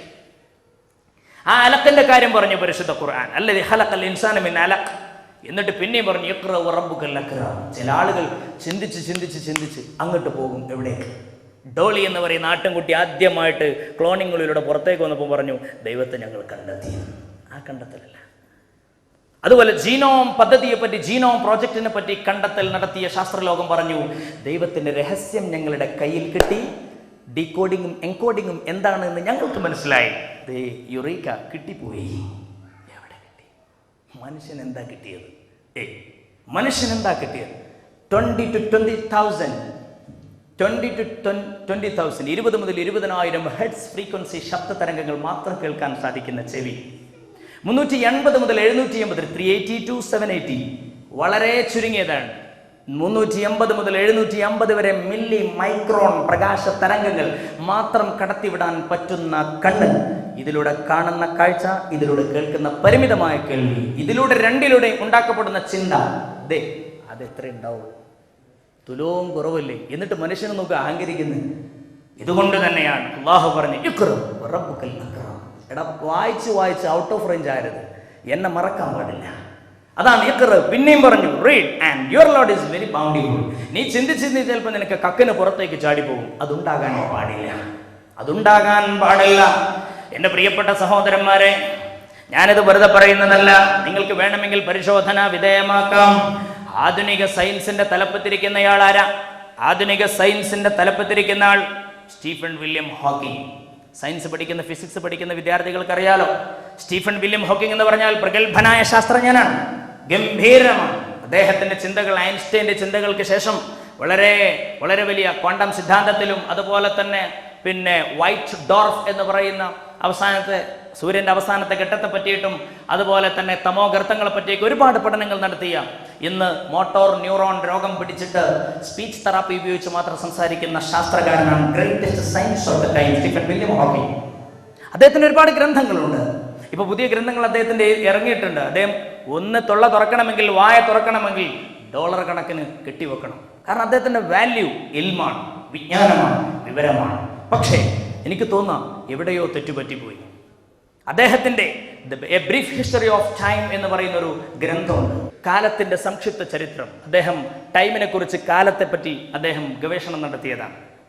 അതൊക്കെ വലിയ ചർച്ചകൾക്ക് വിധേയമാക്കപ്പെട്ട, ഫിസിക്സിന്റെ ഇന്നത്തെ റെഫറൻസ് ഗ്രന്ഥമായിട്ട് ശാസ്ത്രലോകം ഉപയോഗിച്ചുകൊണ്ടിരിക്കുന്ന ഗ്രന്ഥം. അതിൽ അദ്ദേഹം പറയുന്ന ഒരു കാര്യമുണ്ട്, as long as the universe had A beginning, we could suppose it had a creator. ഈ പ്രപഞ്ചത്തിന് തുടക്കമുണ്ടോ ഇല്ലയോ എന്നുള്ള ഒരു ചർച്ച അദ്ദേഹം ഇങ്ങനെ നടത്തിക്കൊണ്ടിരിക്കുകയാണ്. എന്നിട്ട് അദ്ദേഹം പറയുകയാണ്, ഈ പ്രപഞ്ചത്തിന് യഥാർത്ഥത്തിൽ it would simply be if this universe is really completely self-contained, having no boundary or edge, we could suppose it. എന്താണ്? It would simply be. ഈ പ്രപഞ്ചം would simply be. അങ്ങനെയാണെങ്കിൽ what place then for a creator? അങ്ങനെയാണെങ്കിൽ ഒരു ഈശ്വരന്റെ സാന്നിധ്യം ഇനി എന്തിനാ? ഇങ്ങനെയല്ല നീ പഠിച്ചിട്ടെത്തേണ്ടത്, ഇങ്ങനെയല്ല നിന്റെ ഗവേഷണം പോയി മുട്ടേണ്ടത്. നിന്റെ ഗവേഷണം മുട്ടേണ്ടത് ഏകനായ ദൈവം ഉണ്ട് എന്നതിലേക്കായിരിക്കണം. പഠിച്ച് അവസാനം ദൈവമല്ല എന്നുള്ള കണ്ടെത്തിയാൽ അവൻ പാമരനാണ്, അവനൊന്നും പഠിച്ചിട്ടില്ല. വമാ ഉതീതു മിനൽ ഇൽമി ഇല്ലാ ഖലീല. ഹബീബ നബിയുന റസൂലുള്ളാഹി സ്വല്ലല്ലാഹു അലൈഹി വസല്ലം. ഞാൻ പറഞ്ഞു വരുന്നത്, യഥാർത്ഥത്തിൽ ഇങ്ങനെ ഈ ശാസ്ത്രകാരൻ പറഞ്ഞതിൽ നമുക്ക് വല്ലാത്ത, കാരണം അദ്ദേഹം ഒരു സാധാരണക്കാരനല്ല. ഈ ലോകത്തെ പറ്റി പഠിച്ച് ഒരുപാട് ഗവേഷണങ്ങൾ നടത്തിയ വളരെ പ്രഗത്ഭനായ ശാസ്ത്രകാരൻ, ഇന്ന് ജീവിച്ചിരിക്കുന്ന ഏറ്റവും വലിയ ഗ്രേറ്റസ്റ്റ് സയന്റിസ്റ്റാണ് അദ്ദേഹം. എന്നാൽ ഇതിനു മുമ്പ് കഴിഞ്ഞുപോയ മഹാനായ സർ ഐസക് ന്യൂട്ടൻ, അദ്ദേഹം ഇന്ന് ഫാദർ ഓഫ് മോഡേൺ സയൻസ് ആയിട്ട് അറിയപ്പെടുന്ന അദ്ദേഹം പറഞ്ഞ വാക്കുകൾ വളരെ രസകരമായിട്ടും ചിന്തനീയമായും നമ്മളെ ഇപ്പോഴും ഓർമ്മിപ്പിക്കുകയാണ്. I seem to myself like a child playing on the seashore, picking up here and there a curious shell or pretty pebble, while the boundless ocean of truth lies undiscovered before me. എൻ്റെ മുമ്പിൽ വിശാലമായ സത്യത്തിൻ്റെ ലോകം undiscovered ആയിട്ട് കിടക്കുമ്പോഴും എനിക്ക് യഥാർത്ഥത്തിൽ ഒരു അറിവും കിട്ടിയിട്ടില്ല എന്നാണ് മനസ്സിലാകുന്നത് എന്ന് സർ ഐസക് ന്യൂട്ടൻ. എൻ്റെ പ്രിയപ്പെട്ട സഹോദരന്മാരെ, വമാ ഊതീതും മിനൽ ഇൽമി ഇല്ലാ ഖലീല. വിവരത്തിൽ നിന്ന് വളരെ കുറച്ച് മാത്രമേ നിങ്ങൾക്ക് അല്ലാഹു നൽകിയിട്ടുള്ളൂ. എന്തൊരു മാത്രം വലിയ പരാമർത്ഥം, എന്തൊരു മാത്രം വലിയ പരമാർത്ഥമാണ് എൻ്റെ പ്രിയപ്പെട്ട സഹോദരന്മാരെ. ആ രീതിയിൽ ചിന്തിച്ച് അല്ലാഹുവിനെ കണ്ടെത്തണം. ഇതായിരിക്കണം ജീവിതത്തിന്റെ ലക്ഷ്യം. ഇഖ്റഅ ബിസ്മി റബ്ബിക്കല്ലദീ ഖലഖ ഖലഖൽ ഇൻസാന മിൻ അലഖ് ഇഖ്റഅ വറബ്ബുക്കൽ അക്റമുല്ലദീ അല്ലമ ബിൽ ഖലം അല്ലമൽ ഇൻസാൻ മാ ലം യഅലം. അറിയാത്തത് പഠിപ്പിച്ചു തന്നവനാ അല്ലാഹ്. എൻ്റെ പ്രിയപ്പെട്ട സഹോദരന്മാരെ, കേരളത്തിൽ ഉണ്ടായ മാതിരി വെടിയും വരൾച്ചുണ്ടായില്ലേ? ഇല്ലേ? 2-3 മാസം മുമ്പ് ഇല്ലേ? ആകെ വരണ്ടില്ലേ? ആകെപ്പാടെ വരണ്ടു പോയി. എൻ്റെ പ്രിയപ്പെട്ട സഹോദരന്മാരെ, പരിശുദ്ധ ഖുർആൻ തബാറക സൂറത്തിന്റെ അവസാനത്തിൽ പഠിപ്പിക്കുന്ന ഒരു ആയത്തുണ്ട്. അല്ലാഹു സുബ്ഹാനഹു വ തആല തബാറകയുടെ അവസാനത്തിൽ അല്ലാഹു പഠിപ്പിക്കുകയാണ്, ഖുൽ അറഅയ്തും മിൻ അസ്ബഹ മാഉകും ഗൗറാ ഫമൻ യഅതീകും ബിമാഇൻ മഈൻ. പരിശുദ്ധ ഖുർആനിൽ ഖാല അല്ലാഹു അസ്സ വജൽ, ഖുൽ നബി അങ്ങ് പറയാ, ഇൻ അറഅയ്തും മിൻ അസ്ബഹ മാഉകും ഗൗറാ, നിങ്ങൾ കുടിക്കുന്ന വെള്ളം ഒരു സുപ്രഭാതത്തിൽ നമ്മളങ്ങ് വറ്റിച്ചാൽ, നിങ്ങളുടെ കിണറ്റിലെ വെള്ളം വറ്റിയാൽ, നിങ്ങളുടെ കുളത്തിലെ വെള്ളം വറ്റി വരണ്ടാൽ, നിങ്ങൾ ആശ്രയിക്കുന്ന പുഴയിലെ വെള്ളം വറ്റി വരണ്ടാൽ, കുടിക്കാൻ ശുദ്ധജലം നിങ്ങൾക്ക് ആരാ കൊണ്ടുവന്ന് തരിക? അല്ലാത്തൊരു ചിന്ത. അതൊക്കെ വെറുതെ ഇങ്ങനെ ചിന്തിച്ച് അള്ളാഹുവിനെ കണ്ടെത്താൻ സാധിക്കണം. പ്രപഞ്ചത്തെ മൊത്തമായിട്ട് ചിന്തിക്കുക. ഖുർആന്റെ ഏറ്റവും വലിയ മെസ്സേജ് അള്ളാഹുവിനെ കണ്ടെത്തുക. അല്ലാഹ്, അത് തന്നെ ഏറ്റവും വലിയ നിർവൃതി. അല്ല, what is the speciality of oxygen? ഓക്സിജന്റെ സ്പെഷ്യാലിറ്റി എന്താണ്? ഹൈഡ്രജൻ സ്പെഷ്യാലിറ്റി എന്താണ്? ഹൈഡ്രജൻ എന്ന് പറഞ്ഞാൽ ഇറ്റ്സ് എ ഗ്യാസ്. അതൊരു ഗ്യാസാണ്. അത് ഭയങ്കരമായിട്ട് ഹൈലി ഇൻഫ്ലേമബിൾ, ഹൈലി കമ്പസ്റ്റബിൾ. പെട്ടെന്ന് കത്തിപ്പിടിക്കും. പെട്ടെന്ന് തീ കൊടുത്ത ഇങ്ങനെ കത്തിപ്പിടിക്കുന്ന സാധനമാണ്. ഓക്സിജൻ ഇറ്റ് ഹെൽപ്സ് ടു, എന്താ പറയുക, ഈ ഫയറിന് വേണ്ടിയിട്ട്, കത്താൻ വേണ്ടിയിട്ട് സഹായിക്കുന്ന സാധനമാണ് ഓക്സിജൻ. ഈ കിണറൊക്കെ പണിയെടുക്കുന്ന ആളുകൾ തീ മെല്ലെ കത്തിച്ചിട്ട് താഴോട്ട് ഇടാറുണ്ട്. എന്നിട്ട് കെടുകെടൂലേ നോക്കും. കെടുകയാണെങ്കിൽ അതിൻ്റെ അർത്ഥം താഴെ ഓക്സിജന്റെ സാന്നിധ്യം ഇല്ല. അപ്പോൾ അവർ കിണറ്റിലേക്ക് ഇറങ്ങൂല. അല്ലേ? കിണറിൽ പണിയെടുക്കുന്നവരൊക്കെ നമുക്കറിയാം. അപ്പൊ അതിൻ്റെ അർത്ഥം ഓക്സിജൻ കത്താൻ സഹായിക്കുന്നു. ഓക്സിജൻ എന്ന് പറയുന്നത് ഓക്സിജൻ കത്താൻ സഹായിക്കുന്നു. ഹൈഡ്രജൻ ശക്തമായി കത്തുന്നു. ഹൈഡ്രജൻ ശക്തമായി കത്തുന്നു, ഓക്സിജൻ കത്താൻ സഹായിക്കുന്നു. ഇത് രണ്ടും കൂടി ചേർന്നപ്പോ കത്തുക എന്ന് പറയുന്ന പരിപാടിയെ കെടുത്തി കളയുന്ന പച്ചവെള്ളം.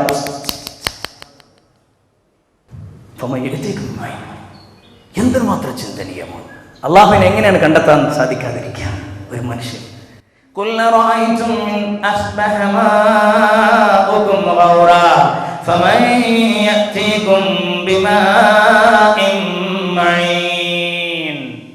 ഇങ്ങനെ വെറുതെ ചിന്തിച്ചാൽ അള്ളാഹുവിനെ കണ്ടെത്തും, ഉറപ്പാണ്.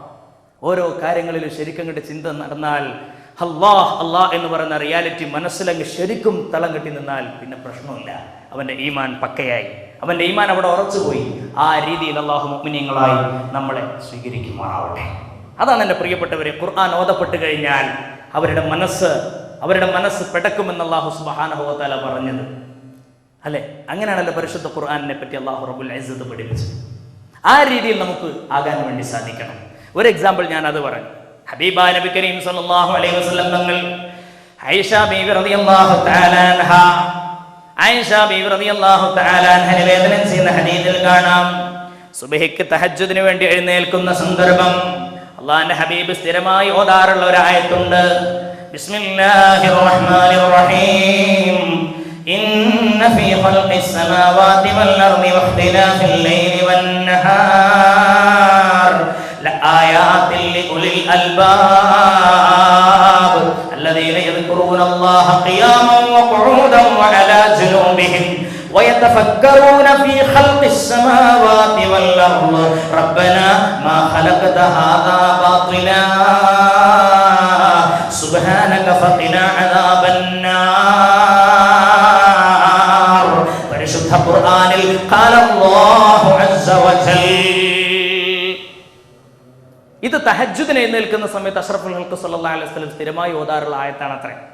ഇതിൽ പറയുന്നത് ആകാശ ലോകങ്ങളെ പറ്റിയിട്ടുള്ള സൃഷ്ടിപ്പിനെ പറ്റിയാണ്, സൂര്യന്റെ ചലനത്തെ പറ്റിയാണ്, ഇരുട്ട് വരുന്നതിനെ പറ്റിയാണ്, പകൽ വരുന്നതിനെ പറ്റിയാണ്, രാവും പകലും മാറി മറയുന്നതിനെ പറ്റിയാണ്. ഈ അണ്ടകടാഹങ്ങളെ പറ്റി ചിന്തിക്കാൻ സുബൈന്റെ സമയത്ത് എണീക്കുമ്പോൾ തന്നെ അഷ്റഫുൽ ഖൽഖ് സല്ലല്ലാഹു അലൈഹി വസല്ലം ഈ ആയത്ത് ഓതിയിരുന്നു എന്ന് പറഞ്ഞാൽ എന്തായി നമുക്ക് മനസ്സിലാവുന്നത്? സൂര്യൻ ഉദിച്ചില്ലെങ്കിൽ ഓക്സിജന്റെ സാന്നിധ്യം എവിടെ? ചിന്തിക്കണ്ടേ മനുഷ്യൻ?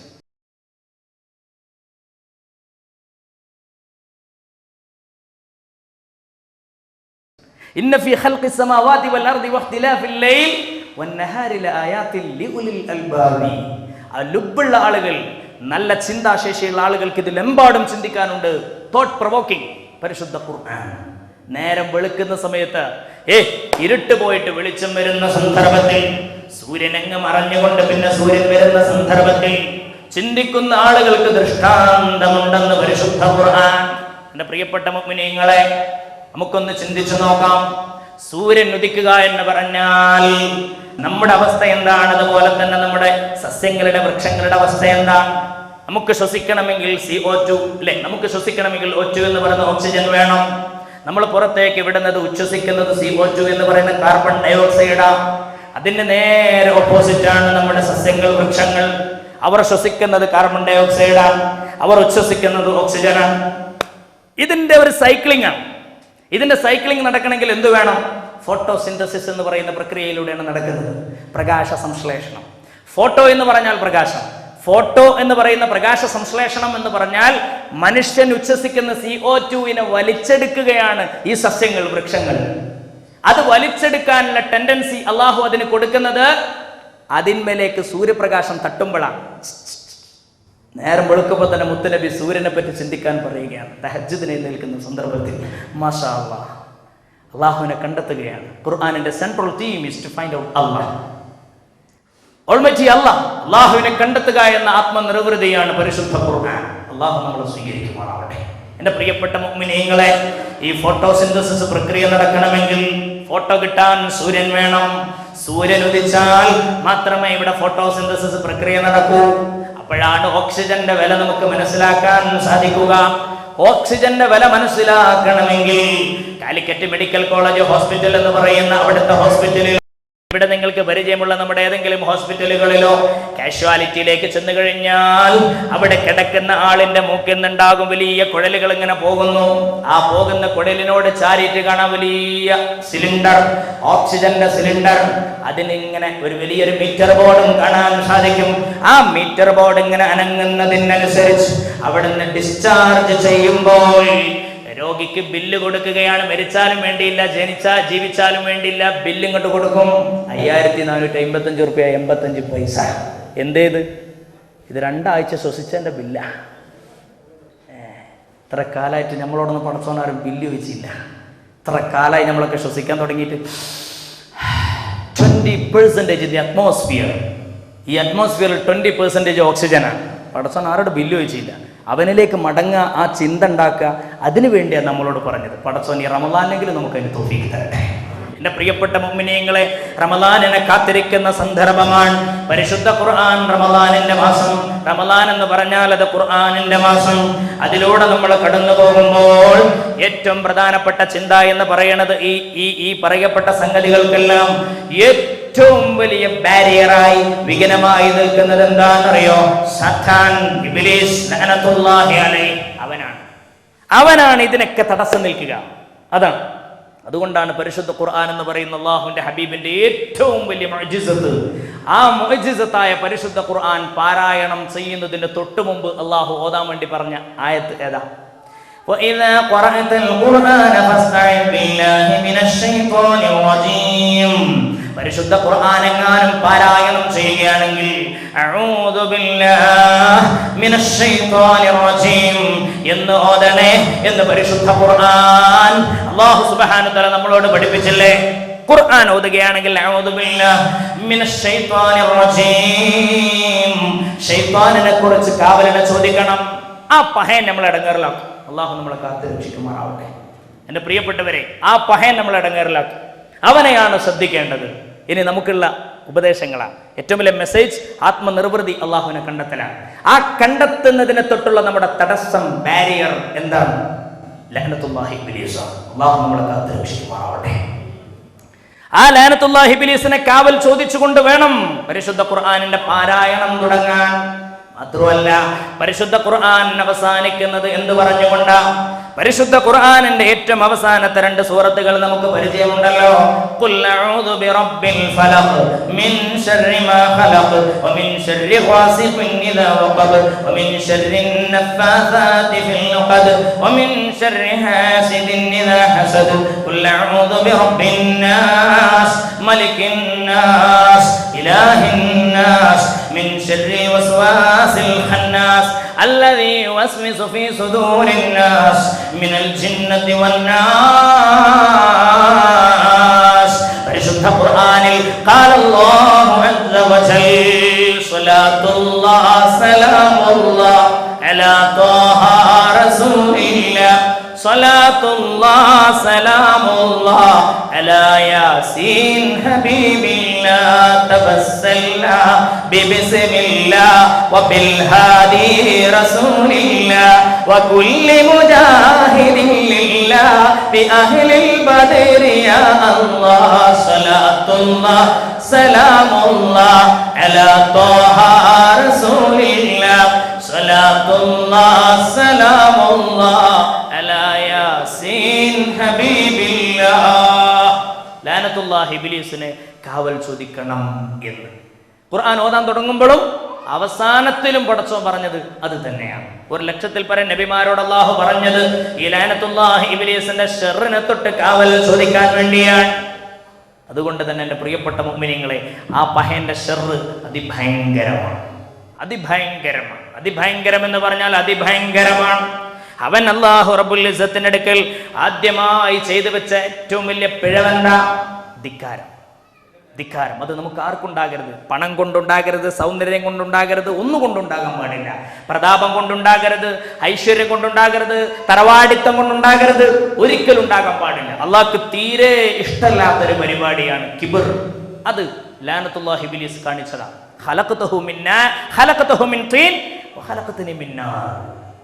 ആദം നബി അലൈഹി സ്വലാത്തു വസ്സലാമിനെ നീ പഠിച്ചിരിക്കുന്നത് മണ്ണ് കൊണ്ടാണെങ്കിൽ എന്നെ പഠിച്ചത് തീ കൊണ്ടല്ലേ, രണ്ടും കൂടി ഒക്കൂലല്ലോ, എനിക്ക് എന്തായാലും കുമ്പിടാനാവില്ല.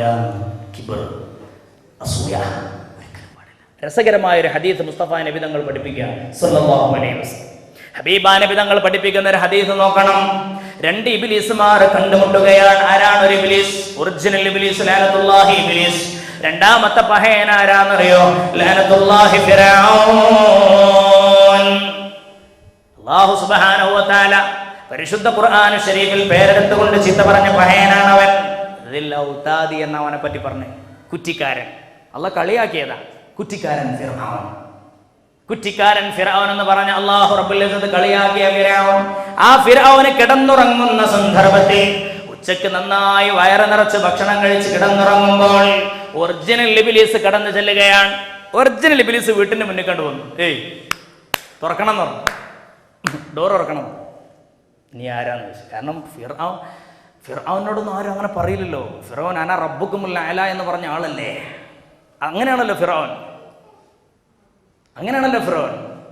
അതുകൊണ്ട് തന്നെ നീ ഡോർ തുറക്കണമെന്ന് പറഞ്ഞപ്പോൾ ലാനത്തുല്ലാഹി ഇബ്ലീസിന്റെ വാക്ക് കേട്ട ഫിർഔൻ നീ ആരാണെന്ന് ചോദിച്ചു. ആ സന്ദർഭം ഇബ്ലീസ് മുതലാക്കി.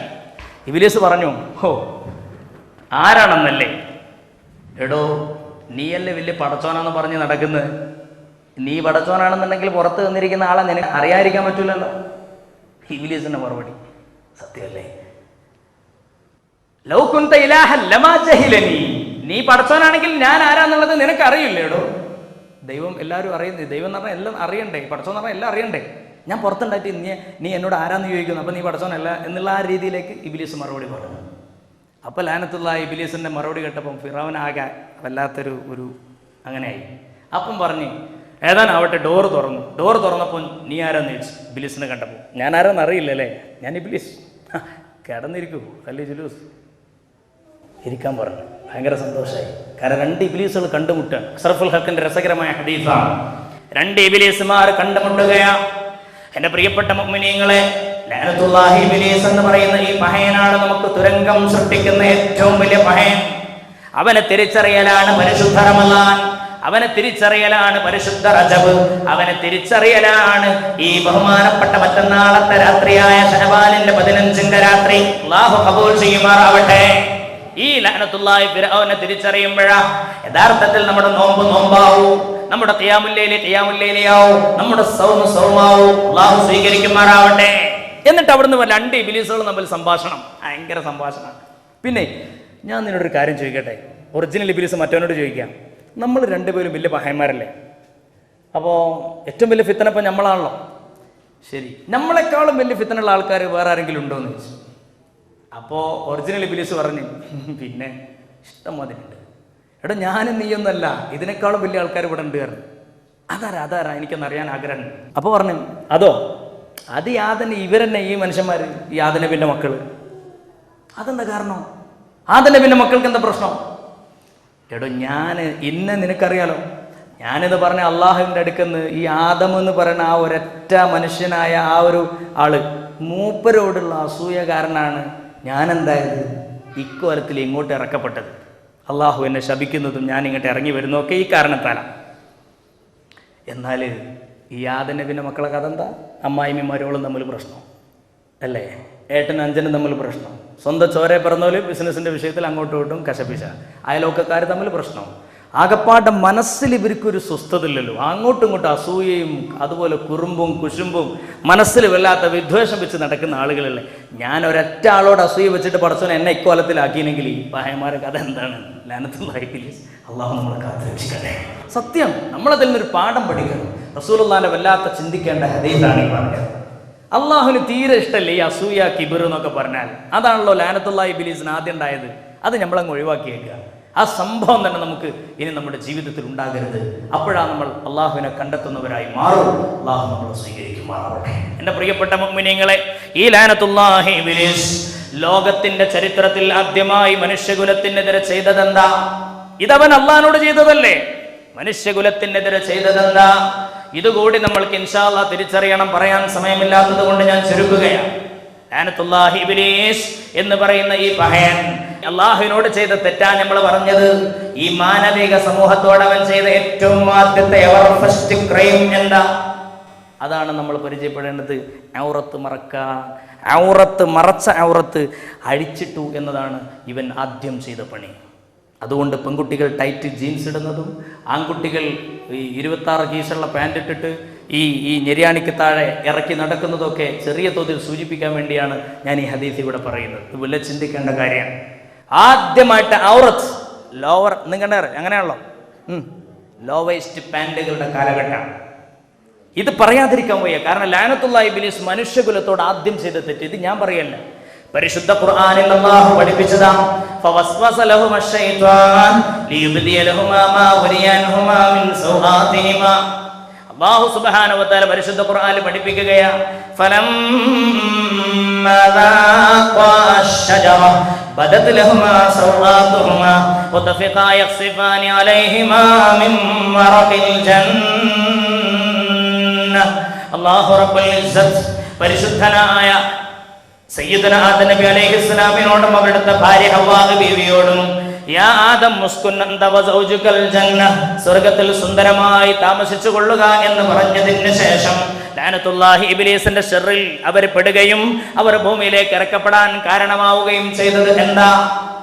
ഫലമ്മാ റാഖ അഷ്ജറ, അവരോട് തിന്നരുത് എന്ന് പറഞ്ഞ ഫോർബിഡൻ ഫ്രൂട്ട്, വിലക്കപ്പെട്ട ആ കനി അതവർ വായിൽ അകത്താക്കിയപ്പോൾ ബദത് ലഹുമാ സൗആതുഹുമാ, രണ്ടുപേരുടെ മുന്നും ബാക്കും വെളിവായി. രണ്ടുപേരുടെ മുന്നും ബാക്കും വെളിവായി. ഔറത്ത് വെളിവായി. അല്ലാഹു കാത്ത് രക്ഷിക്കുമാറാവട്ടെ. ഔറത്ത് വെളിവായി. ആദം നബിയുടെ ഔറത്ത് വെളിവായി. ഹവ്വാ ബീവിയുടെ ഔറത്ത് വെളിവായി. ലോകത്തിന്റെ ചരിത്രത്തിൽ ഇബ്ലീസിനെ കൊണ്ട് ആദ്യമായി മനുഷ്യന് കിട്ടിയ ഏറ്റവും വലിയ അടി എന്താ? ഔറത്ത് അഴിപ്പിക്കല. അത് തന്നെയാണ് ഇന്റർനെറ്റിന്റെയും ആധുനിക ടെക്നോളജിയുടെയും പേഴ്സണൽ ഡിജിറ്റൽ ആക്സസ് എന്ന് പറയുന്ന PDA ഫോണുകളിലൂടെയും എഡ്ജ് ടെക്നോളജിയുടെ കാലഘട്ടത്തിലും സ്മാർട്ട് ഫോണുകളിലൂടെയും MMC കാർഡുകളിലൂടെയും ലാപ്ടോപ്പുകളിലൂടെയും അതുപോലെ തന്നെ ടാബ്ലറ്റുകളിലൂടെയും നമ്മുടെ കുട്ടികൾ പോലും ഈ ദുരന്തം ഇന്ന് അനുഭവിക്കുന്നത് തന്നെ പ്രിയപ്പെട്ടവരെ ലഅനത്തുല്ലാഹി ഇബ്ലീസിന്റെ ആധുനിക ആവിഷ്കാരമാണ് ഇത് എന്ന തിരിച്ചറിവാണ് നമുക്കുണ്ടാകേണ്ട രണ്ടാമത്തെ മെസ്സേജ്. അല്ലാഹു നമ്മളെ ഖബൂൽ ചെയ്യുമാറാവട്ടെ. ഈ വിഷയം മനസ്സിലാക്കി അതിനെതിരെ പോരാടാനുള്ള തൗഫീഖ് പടച്ചോൻ നമുക്ക് തരട്ടെ. ഇത് ആധുനിക ആവിഷ്കാരം എന്നേ പറയാൻ പറ്റുള്ളൂ. ആധുനിക ആവിഷ്കാരം എന്നേ പറയാൻ പറ്റുള്ളൂ. വേറെ എന്താ നമുക്ക് ഇതിനെ വിളിക്കാം? ലഅനത്തുല്ലാഹി ഇബ്ലീസ് ആദ്യം ചെയ്തത് എന്താ? അഴിച്ചിട്ടു, തുണി അഴിച്ചിട്ടു. അപ്പോൾ ഫതഫിഖാ യഖ്സിഫാനി അലൈഹിമാ മിൻ വറഖിൽ ജന്ന, സ്വർഗ്ഗത്തിന്റെ ഇലകൾ അവരിങ്ങനെ പറിച്ചിട്ട് ഔറത്ത് മറക്കാൻ തുടങ്ങി എന്ന് പരിശുദ്ധ ഖുർആൻ.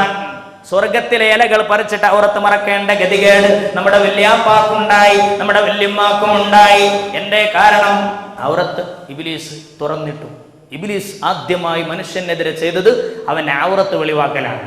ഈ പണിയാണ് ഇന്നും നടന്നുകൊണ്ടിരിക്കുന്ന ഏത് ബലാത്സംഗ കേസിന്റെ പിന്നിലും ഏത് പ്രശ്നങ്ങളുടെ പിന്നിലും കാണാൻ സാധിക്കുന്നത്, ഏത് ഫേസ്ബുക്ക് പ്രണയത്തിന്റെ പിന്നിലും കാണാൻ കഴിയുന്നത് ഇതാണ്. അല്ലാഹു നമ്മളെ കാത്തുരക്ഷിക്കുമാറാവട്ടെ. അല്ലേ? കാളികാവിലെ പോലീസ് നമ്മുടെ ബാംഗ്ലൂരിൽ ഇന്ന് എത്തിയിരിക്കുന്ന സന്ദർഭത്തിലാണ് നമ്മളിവിടെ ചർച്ച ചെയ്തുകൊണ്ടിരിക്കുന്നത്. എൻ്റെ പ്രിയപ്പെട്ട സഹോദരന്മാരെ, ഇബ്ലീസിന്റെ ആധുനിക ആവിഷ്കാരമാണ് യഥാർത്ഥത്തിൽ ഇന്നത്തെ ഈ വൃത്തികെട്ട പോൺ സൈറ്റുകളും അതുപോലെ തന്നെ ഈ രീതിയിലുള്ള BFകളും ഒക്കെ ഇന്ന് കുത്തിനിറക്കപ്പെട്ട MMCകൾ. അല്ലാഹു കാത്തുരക്ഷിക്കട്ടെ. പുതിയ തലമുറയിലെ വിദ്യാർത്ഥികളെ, കുട്ടികളെ എങ്ങനെ കൺട്രോൾ ചെയ്യുമെന്ന് ആകെ ബേജാറിലാണ്. കേന്ദ്ര സർക്കാർ ഇതിനിടെ ആകാശ് ടാബ്ലറ്റ് കുട്ടികളുടെ കയ്യിൽ കൊടുക്കാമെന്ന് പറഞ്ഞുകൊണ്ടൊരു വാർത്ത പുറത്തു വിട്ടിരുന്നു. അതിപ്പോൾ തൽക്കാലം മാറ്റിവെച്ചിട്ടുണ്ട്. എന്താ വിഷയം എന്നറിയില്ല. അതിന് പിന്നിൽ പല ചർച്ചകളും നടക്കുന്നുണ്ട്. ഏതായാലും ഈ ടാബ്ലറ്റും കൂടി കുട്ടികളെ കയ്യിൽ കൊടുത്തു കഴിഞ്ഞാൽ സ്മാർട്ട് ഫോണുകൾ കുട്ടികൾ ഉപയോഗിക്കുന്ന മാതിരി ടാബ്ലറ്റ് ഇങ്ങനെ ആകെ ഉപയോഗിക്കുമ്പോൾ എന്താണ് നീ നോക്കുന്നതെന്നൊക്കെ നമുക്ക് ചോദിക്കാൻ പറ്റും. കാരണം കുട്ടികൾ വെറുതെ ഫോണിൽ കുറേ നേരം കുത്തിയിരിക്കുമ്പോൾ ഇത് വേണ്ട സംഗതി എല്ലാം നമുക്ക് തന്നെ തോന്നാൻ പറ്റും. അവരെ മുഖം കണ്ടല്ലറിയും. പക്ഷേ ഈ ടാബ്ലറ്റൊക്കെ ആയിട്ട് ഇങ്ങനെ ഇരിക്കുമ്പോൾ അവർ ഇതായിട്ട് റൂമിലേക്ക് കണ്ട് കിടക്കുന്നത് നമുക്കെന്നാ പറയാൻ പറ്റുക? അവർ പറയും വാപ്പ എനിക്കുന്നുണ്ടല്ലോ, നാളെ ഒരുപാട് വർക്ക് ചെയ്യാനുണ്ട്, എനിക്ക് ഹോംവർക്ക് ടീച്ചർ ഒരുപാട് പറഞ്ഞിട്ട് എവിടെ അവൻ്റെ ഹോംവർക്ക് മറ്റായിരിക്കും, എല്ലാം USB വഴി എല്ലാം കുത്തിക്കൊണ്ടിരിക്കുന്നുണ്ടാവും. അല്ല, നിങ്ങൾ ആലോചിച്ച് നോക്കുക, ഇനി കുട്ടികളുടെ കയ്യിലൊക്കെ ടാബ്ലറ്റ് വന്നു കഴിഞ്ഞാൽ എന്തായിരിക്കും അവസ്ഥ? അതായത് ഇത് ഗവൺമെന്റ് അംഗീകരിച്ചു കഴിഞ്ഞാൽ പിന്നെ വാപ്പാക്ക് എന്തൊക്കെ പറയാൻ പറ്റുമോ? ഉമ്മാക്ക് വല്ലതും പറയാൻ പറ്റുമോ?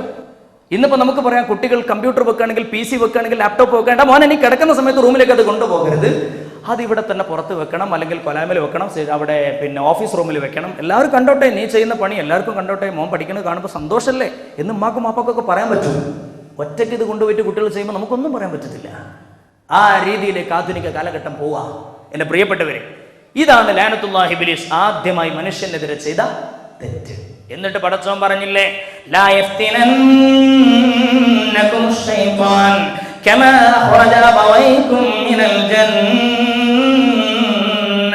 യൻസിഉ അൻഹുമാ ലിബാസഹുമാ. പരിശുദ്ധ ഖുർആനിൽ ഖാല അല്ലാഹു അസ്സ വജൽ, അല്ലാഹു റബ്ബുൽ ഇസ്സത്ത് പഠിപ്പിക്കുകയാ, ലാ യഫ്തിനന്നകും ശൈത്താൻ, ശൈത്താൻ നിങ്ങളെ ഫിത്നയിലാക്കാതിരിക്കട്ടെ. എങ്ങനെ? ഔറത്ത് അഴിപ്പിച്ചുകൊണ്ട് ശൈത്താൻ നിങ്ങളെ ഇടങ്ങേറിലാക്കാതിരിക്കട്ടെ. ഇന്ന് നമ്മൾ ചെയ്തുകൊണ്ടിരിക്കുന്ന പണി അതാണ്. അതാണ് ഔറത്ത് അഴിച്ചുകൊണ്ടുള്ള പണിയിൽ ശൈത്താൻ നിങ്ങളെ പെടുത്താതിരിക്കട്ടെ. അതിലേക്ക് അടുപ്പിക്കുന്ന ഡ്രസ്സിങ്, അതിലേക്ക് അടുപ്പിക്കുന്ന ചിന്ത, അതിലേക്ക് അടുപ്പിക്കുന്ന തരത്തിലുള്ള സ്മാർട്ട് ഫോണുകൾ, അതിലേക്ക് അടുപ്പിക്കുന്ന തരത്തിലുള്ള കാർഡുകൾ, ഇതൊക്കെ കുട്ടികൾ ഉപയോഗിക്കുന്നതിന് രക്ഷിതാക്കൾ ഗൗരവമായിട്ട് കൺട്രോൾ ചെയ്യണം, ശ്രദ്ധിക്കണം എന്ന് വിനീതമായിട്ട് അഭ്യർത്ഥിക്കുകയാണ്. ലഅനത്തുല്ലാഹി ഇബ്ലീസ് ആദ്യം ചെയ്തത് ഉടുത്തത് അഴിപ്പിക്കണ പണിയാണ്. ഞാനതിന് ഈ ഹദീസ് വെച്ചുകൊണ്ട് ഇത് തെളിയിച്ചു തരാം.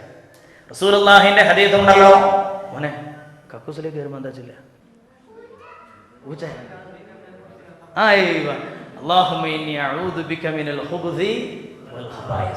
ബാംഗ്ലൂരിലാണെങ്കിൽ ചെല്ലണട്ടാ, കക്കൂസ് എല്ലായിടത്തും തന്നെയാണ്. അപ്പൊ നമ്മൾ എന്താ വെച്ചാൽ ഇത് വലിയ വിഷയമാണ്. കാരണം കാലഘട്ടം അങ്ങനെയാണ്, ആകെപ്പാടെ ക്യാമറയാണ്. CCTV എന്ത് പറഞ്ഞാലും വേണ്ടില്ല. നമ്മളിപ്പോൾ ഇന്ന് ഈ ഒരു ഇന്റർനെറ്റ് യുഗത്തിലും അതുപോലെ തന്നെ ഇത് വല്ലാതെ എന്താ പറയുക, ടെക്നോളജി നമ്മുടെ കയ്യിലെത്തിയപ്പോൾ ഇപ്പോൾ ഒരു പുതിയ നുമാവോ എന്ന് പറഞ്ഞ സാധനം ഇറങ്ങിയിട്ടുണ്ട്. അത് സാറേ ഞാൻ എവിടെ കിട്ടുമെന്ന് ചോദിക്കരുത്, ഉസ്താദിന് എവിടെ കിട്ടുമെന്ന് ചോദിക്കും. നെറ്റിൽ നിങ്ങൾ ഗൂഗിളിൽ സെർച്ച് ചെയ്ത് കഴിഞ്ഞാൽ പെട്ടെന്ന് അതിൻ്റെ ഫീച്ചേഴ്സ് പരിശോധിച്ചാൽ മനസ്സിലാക്കാൻ പറ്റും. നുമാവോ ക്യാമറയുടെ പ്രത്യേകത എന്ന് പറയുന്നത്, ഇപ്പം നൈറ്റിൽ വർക്ക് ചെയ്യുന്ന ക്യാമറ നമുക്കറിയാം. കുട്ടികളുടെ കയ്യിലേക്ക് എത്തുന്ന ഫോണുകളൊക്കെ സ്മാർട്ട് ഫോണാണ്. ഗാലക്സി S4 ഇറങ്ങിയപ്പോൾ കേരളത്തിൽ ഭയങ്കര മാർക്കറ്റാണെന്ന് പറഞ്ഞത്. കാരണം ഒക്കെ സെൻസറിങ് ആണല്ലോ. അങ്ങനെയൊക്കെ മൂപ്പരങ്ങനെ പോകും. കണ്ണുകൊണ്ടാണെങ്കിലും കൈകൊണ്ടാണെങ്കിലും ഇങ്ങനെ ആക്കി കൊടുത്താൽ മതി, മൂപ്പരങ്ങനെ പോയിക്കോളൂ. കംപ്ലീറ്റ് സെൻസേർഡാണ്. അപ്പോൾ ഇങ്ങനെയുള്ള സാധനങ്ങളൊക്കെ പുതിയത് ഇറങ്ങുമ്പോൾ വല്ലാതെ പ്രിയമാണ്. അതൊക്കെ കുട്ടികൾക്ക് വാങ്ങിക്കൊടുക്കുകയാണ്. കുട്ടികൾ നേരെ ഇലാഹലർത്തി എവിടെയൊക്കെ പോകണമെന്ന് നിങ്ങൾക്കറിയാലോ. അത് നിങ്ങൾ ശ്രദ്ധിച്ചാൽ മതി രക്ഷിതാക്കളെ. കാരണം ഏത് ചെറിയ ചെറിയ കടകളിലും ഈ MMCൻ്റെ ഉള്ളിൽ കുത്തി നിറക്കാൻ പറ്റിയ BFകൾ നിറഞ്ഞു നിൽക്കുകയാണ്. നമ്മുടെ കുട്ടികൾ നേരെ ജനിച്ചത് മുതൽ അതിലേക്കാണ് പോകുന്നത്.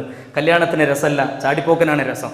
ഈ കാലഘട്ടം ഒക്കെ ആകപ്പാട് ഇടങ്ങറായിരിക്കുകയാണ്. അതുകൊണ്ട് ഒരു ചെറിയൊരു കൺട്രോൾ നമുക്ക് അള്ളാഹുലേക്ക് മടങ്ങാണ്. പരിശുദ്ധ ഖുർആനിലൂടെ ആത്മനിർവൃതിയിലൂടെ ഇബ്ലീസിനെ തിരിച്ചറിയുകയാണ്. ഇബ്ലീസിന്റെ എവർ ഫസ്റ്റ് ക്രൈം, മനുഷ്യനെതിരെ അവൻ വാളോങ്ങിയത് ലാനത്തുല്ലാഹി ഇബ്ലീസ് ഔറത്ത് കാണിക്കൽ പ്രക്രിയയിലൂടെയാണ്. അതിന്ന് നമ്മൾ നടത്തിക്കൊണ്ടിരിക്കുന്നു എന്നാണ് ഞാൻ പറഞ്ഞു വരുന്നത്.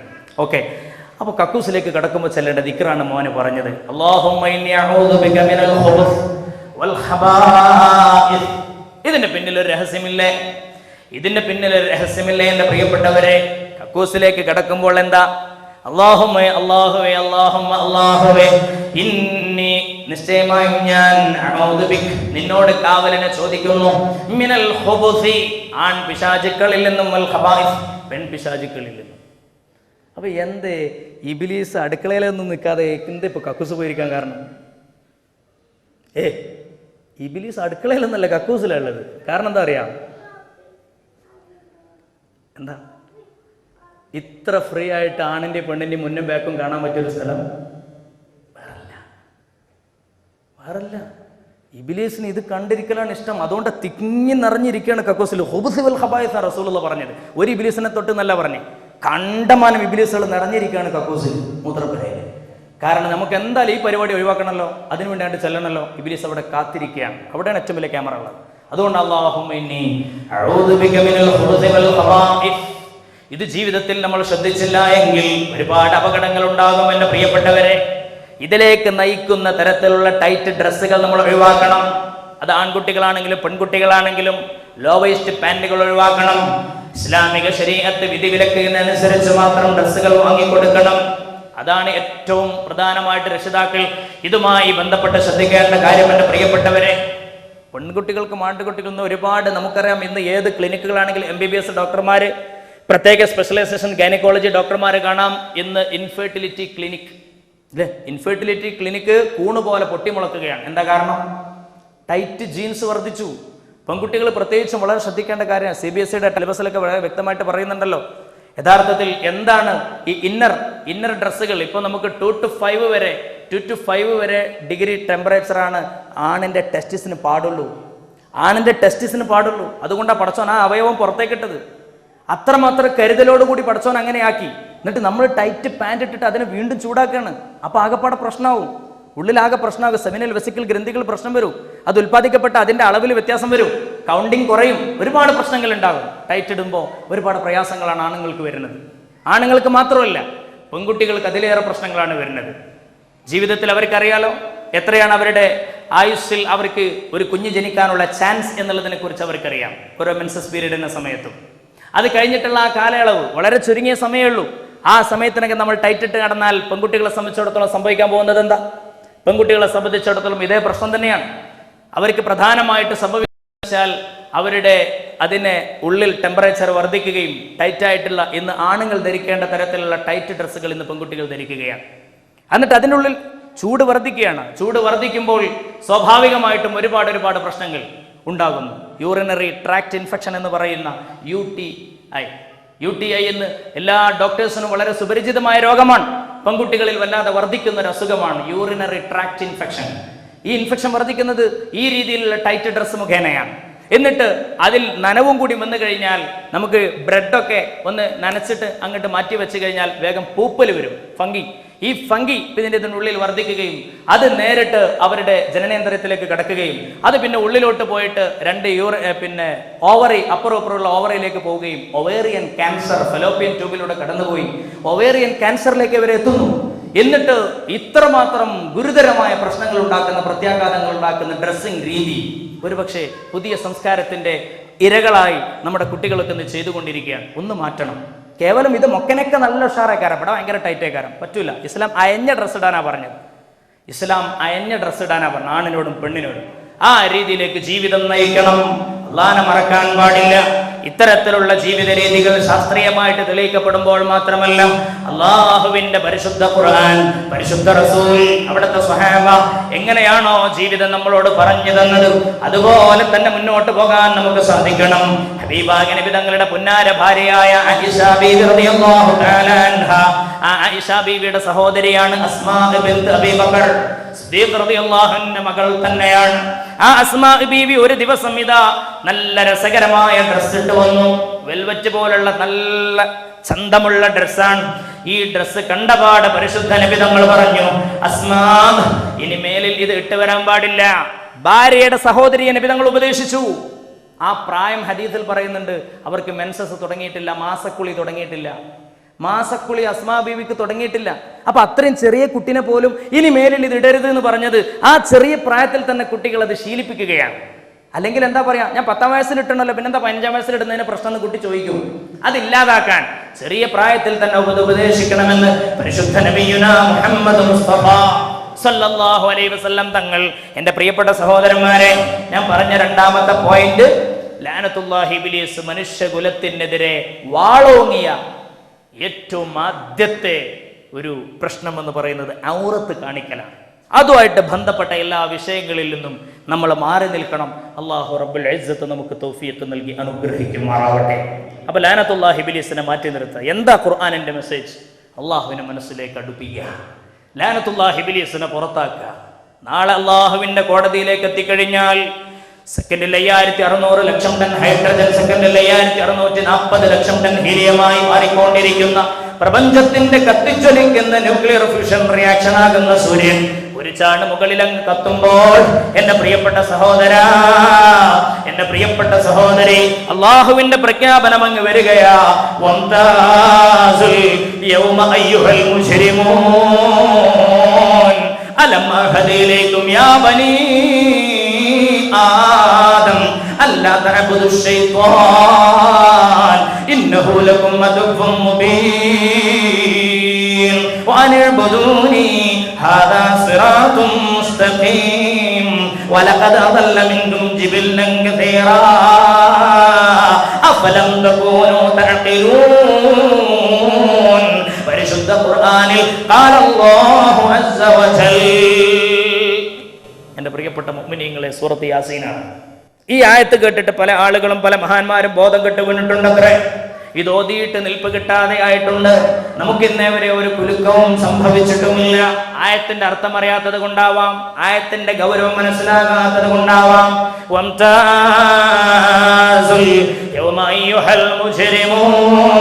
തെറ്റു ചെയ്ത ക്രിമിനൽസ് ഒന്ന് മാറി നിൽക്കണം. ക്രിമിനൽസ് നിങ്ങൾ മാറിക്ക്. തെറ്റ് ചെയ്യാത്ത ആളുകൾ ഇവിടെ, അല്ലാത്തൊരു കൂട്ടൻ ഇടകലർന്ന് നിൽക്കല്ലേ.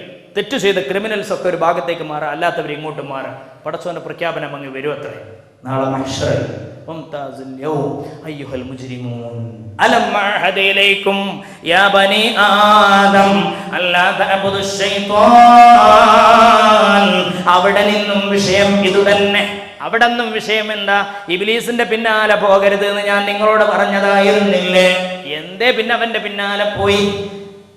ഞാൻ നിങ്ങളോട് പറഞ്ഞായിരുന്നില്ലേ? അലം അഅഹദ് ഇലൈക്കും യാ ബനി ആദം അല്ലാ തഅബുദു ശൈത്വാൻ ഇന്നഹു ലകും അദുവ്വുൻ മുബീൻ. അവൻ നിങ്ങൾക്ക് വ്യക്തമായ ശത്രുവാണെന്ന കാര്യം ഞാൻ നിങ്ങളോട് പറഞ്ഞതല്ലേ? നബിമാര് പറഞ്ഞു തന്നതും അല്ലേ? എന്നിട്ടും എന്തേ അവന്റെ പിന്നാലെ പോയി? മാറി നിൽക്കടോ. തെറ്റ് ചെയ്തവരും തെറ്റ് ചെയ്യാത്തവരും രണ്ട് ഭാഗമായി. ഇപ്പൊ 2 പാർട്ടിയാണ്. ഒന്ന് അള്ളാന്റെ പാർട്ടി, മറ്റൊന്ന് ഇബ്ലീസിന്റെ പാർട്ടി. ഖുർആനിലൂടെ ഫുർഖാൻ എന്ന ഖുർആന്റെ പേരുണ്ട്. ഹക്കും ബാത്തിലും വേർതിരിക്കുന്നത്, അള്ളാഹുവിന്റെയും ഇബ്ലീസിന്റെയും പാർട്ടി വേർതിരിക്കപ്പെടുന്ന പ്രസ്ഥാനം, അതാണ് പരിശുദ്ധ ഖുർആൻ. അതിനെ ജീവിതത്തിൽ പകർത്താൻ, ഓതാൻ, അതിന്റെ പ്രധാനപ്പെട്ട അധ്യായങ്ങളൊക്കെ മനഃപ്പാഠമാക്കാൻ അള്ളാഹു നമുക്ക് തൗഫീഖ് തരട്ടെ. പണ്ടൊക്കെ ഇശാ മഗ്രിബിന്റെ ഇടയിൽ വളരെ പ്രധാനപ്പെട്ട സമയമായിട്ട് കണക്കാക്കിയിരുന്നു.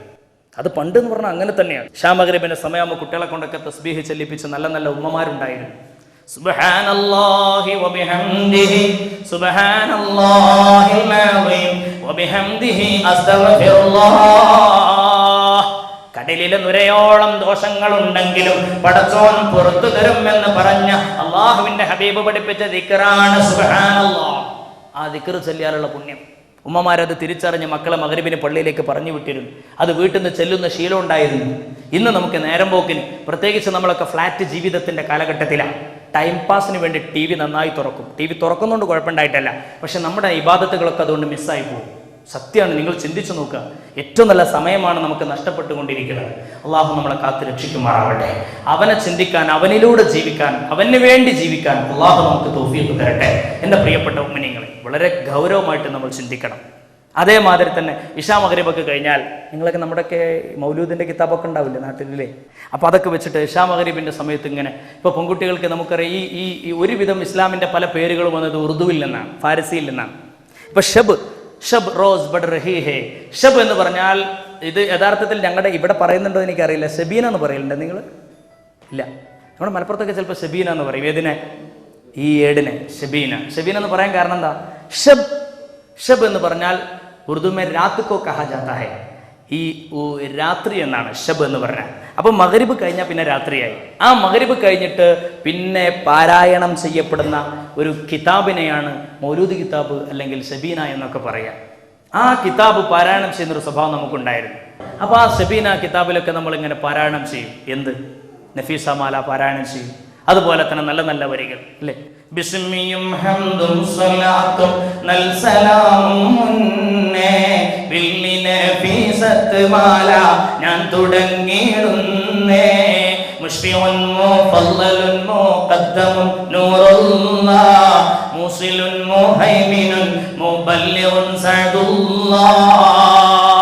ഇതിങ്ങനെ ശീലം ഉള്ള ഒരു വല്യമ്മയുടെ, ഇത് ശീലമുള്ള ഒരു ഉമ്മയുടെ മകൻ റാഹത്തോടു കൂടി ഖുർആൻ പഠിക്കും, അല്ലെങ്കിൽ നഫീസ ബീവിനെ പരിചയപ്പെടും. ആ സമയത്തുള്ള പാരായണങ്ങളും മറ്റുമൊക്കെ ഏറ്റെടുക്കും. ഇന്ന് നമുക്കതില്ലാതെയായി. അതുകൊണ്ട് തന്നെ മഗ്രിബിന് ശേഷം പാരായണം ചെയ്യേണ്ട പരിശുദ്ധ ഖുർആനിലെ പ്രധാനപ്പെട്ട ചില സൂറത്തുകളുണ്ട്. നോട്ട് ചെയ്യാൻ വേണ്ടി ഞാൻ മനസ്സിൽ, കാരണം ഇനി നമ്മൾ റമളാനിലേക്ക് കിടക്കുകയാണ്. റമളാനിൽ മാത്രമല്ല ഖുർആൻ എപ്പോഴും. ഇപ്പോൾ ചില ആളുകളൊക്കെ മൊബൈലിൽ ഖുർആൻ ഉപയോഗിക്കുന്ന ആളുകളുണ്ട്. സ്മാർട്ട് ഫോണുകളിൽ മറ്റൊക്കെ മൊബൈലിൽ ഖുർആൻ ഉപയോഗിക്കുകയാണെങ്കിൽ ശ്രദ്ധിക്കേണ്ട കാര്യം, ഇനി ഡെസ്ക്ടോപ്പിൽ വരികയാണെങ്കിൽ എപ്പോഴും അത് ഖുർആനിൻ്റെ ഹുക്കുമാണ്. ലാപ്ടോപ്പ്, അതുപോലെ തന്നെ പാംടോപ്പ്, നിങ്ങളുടെ പിന്നെ ടാബ്ലറ്റ്, അതുപോലെ PDA അല്ലെങ്കിൽ ഇങ്ങനെയുള്ള സ്മാർട്ട് ഫോണുകൾ, ഇതിലൊക്കെ ഖുർആനോ അല്ലെങ്കിൽ അള്ളാഹ്, ഇതൊക്കെ ചില ആൾക്കാർ ഡെസ്ക്ടോപ്പിൽ വാൾപേപ്പർ സെറ്റ് ചെയ്യാറുണ്ട്.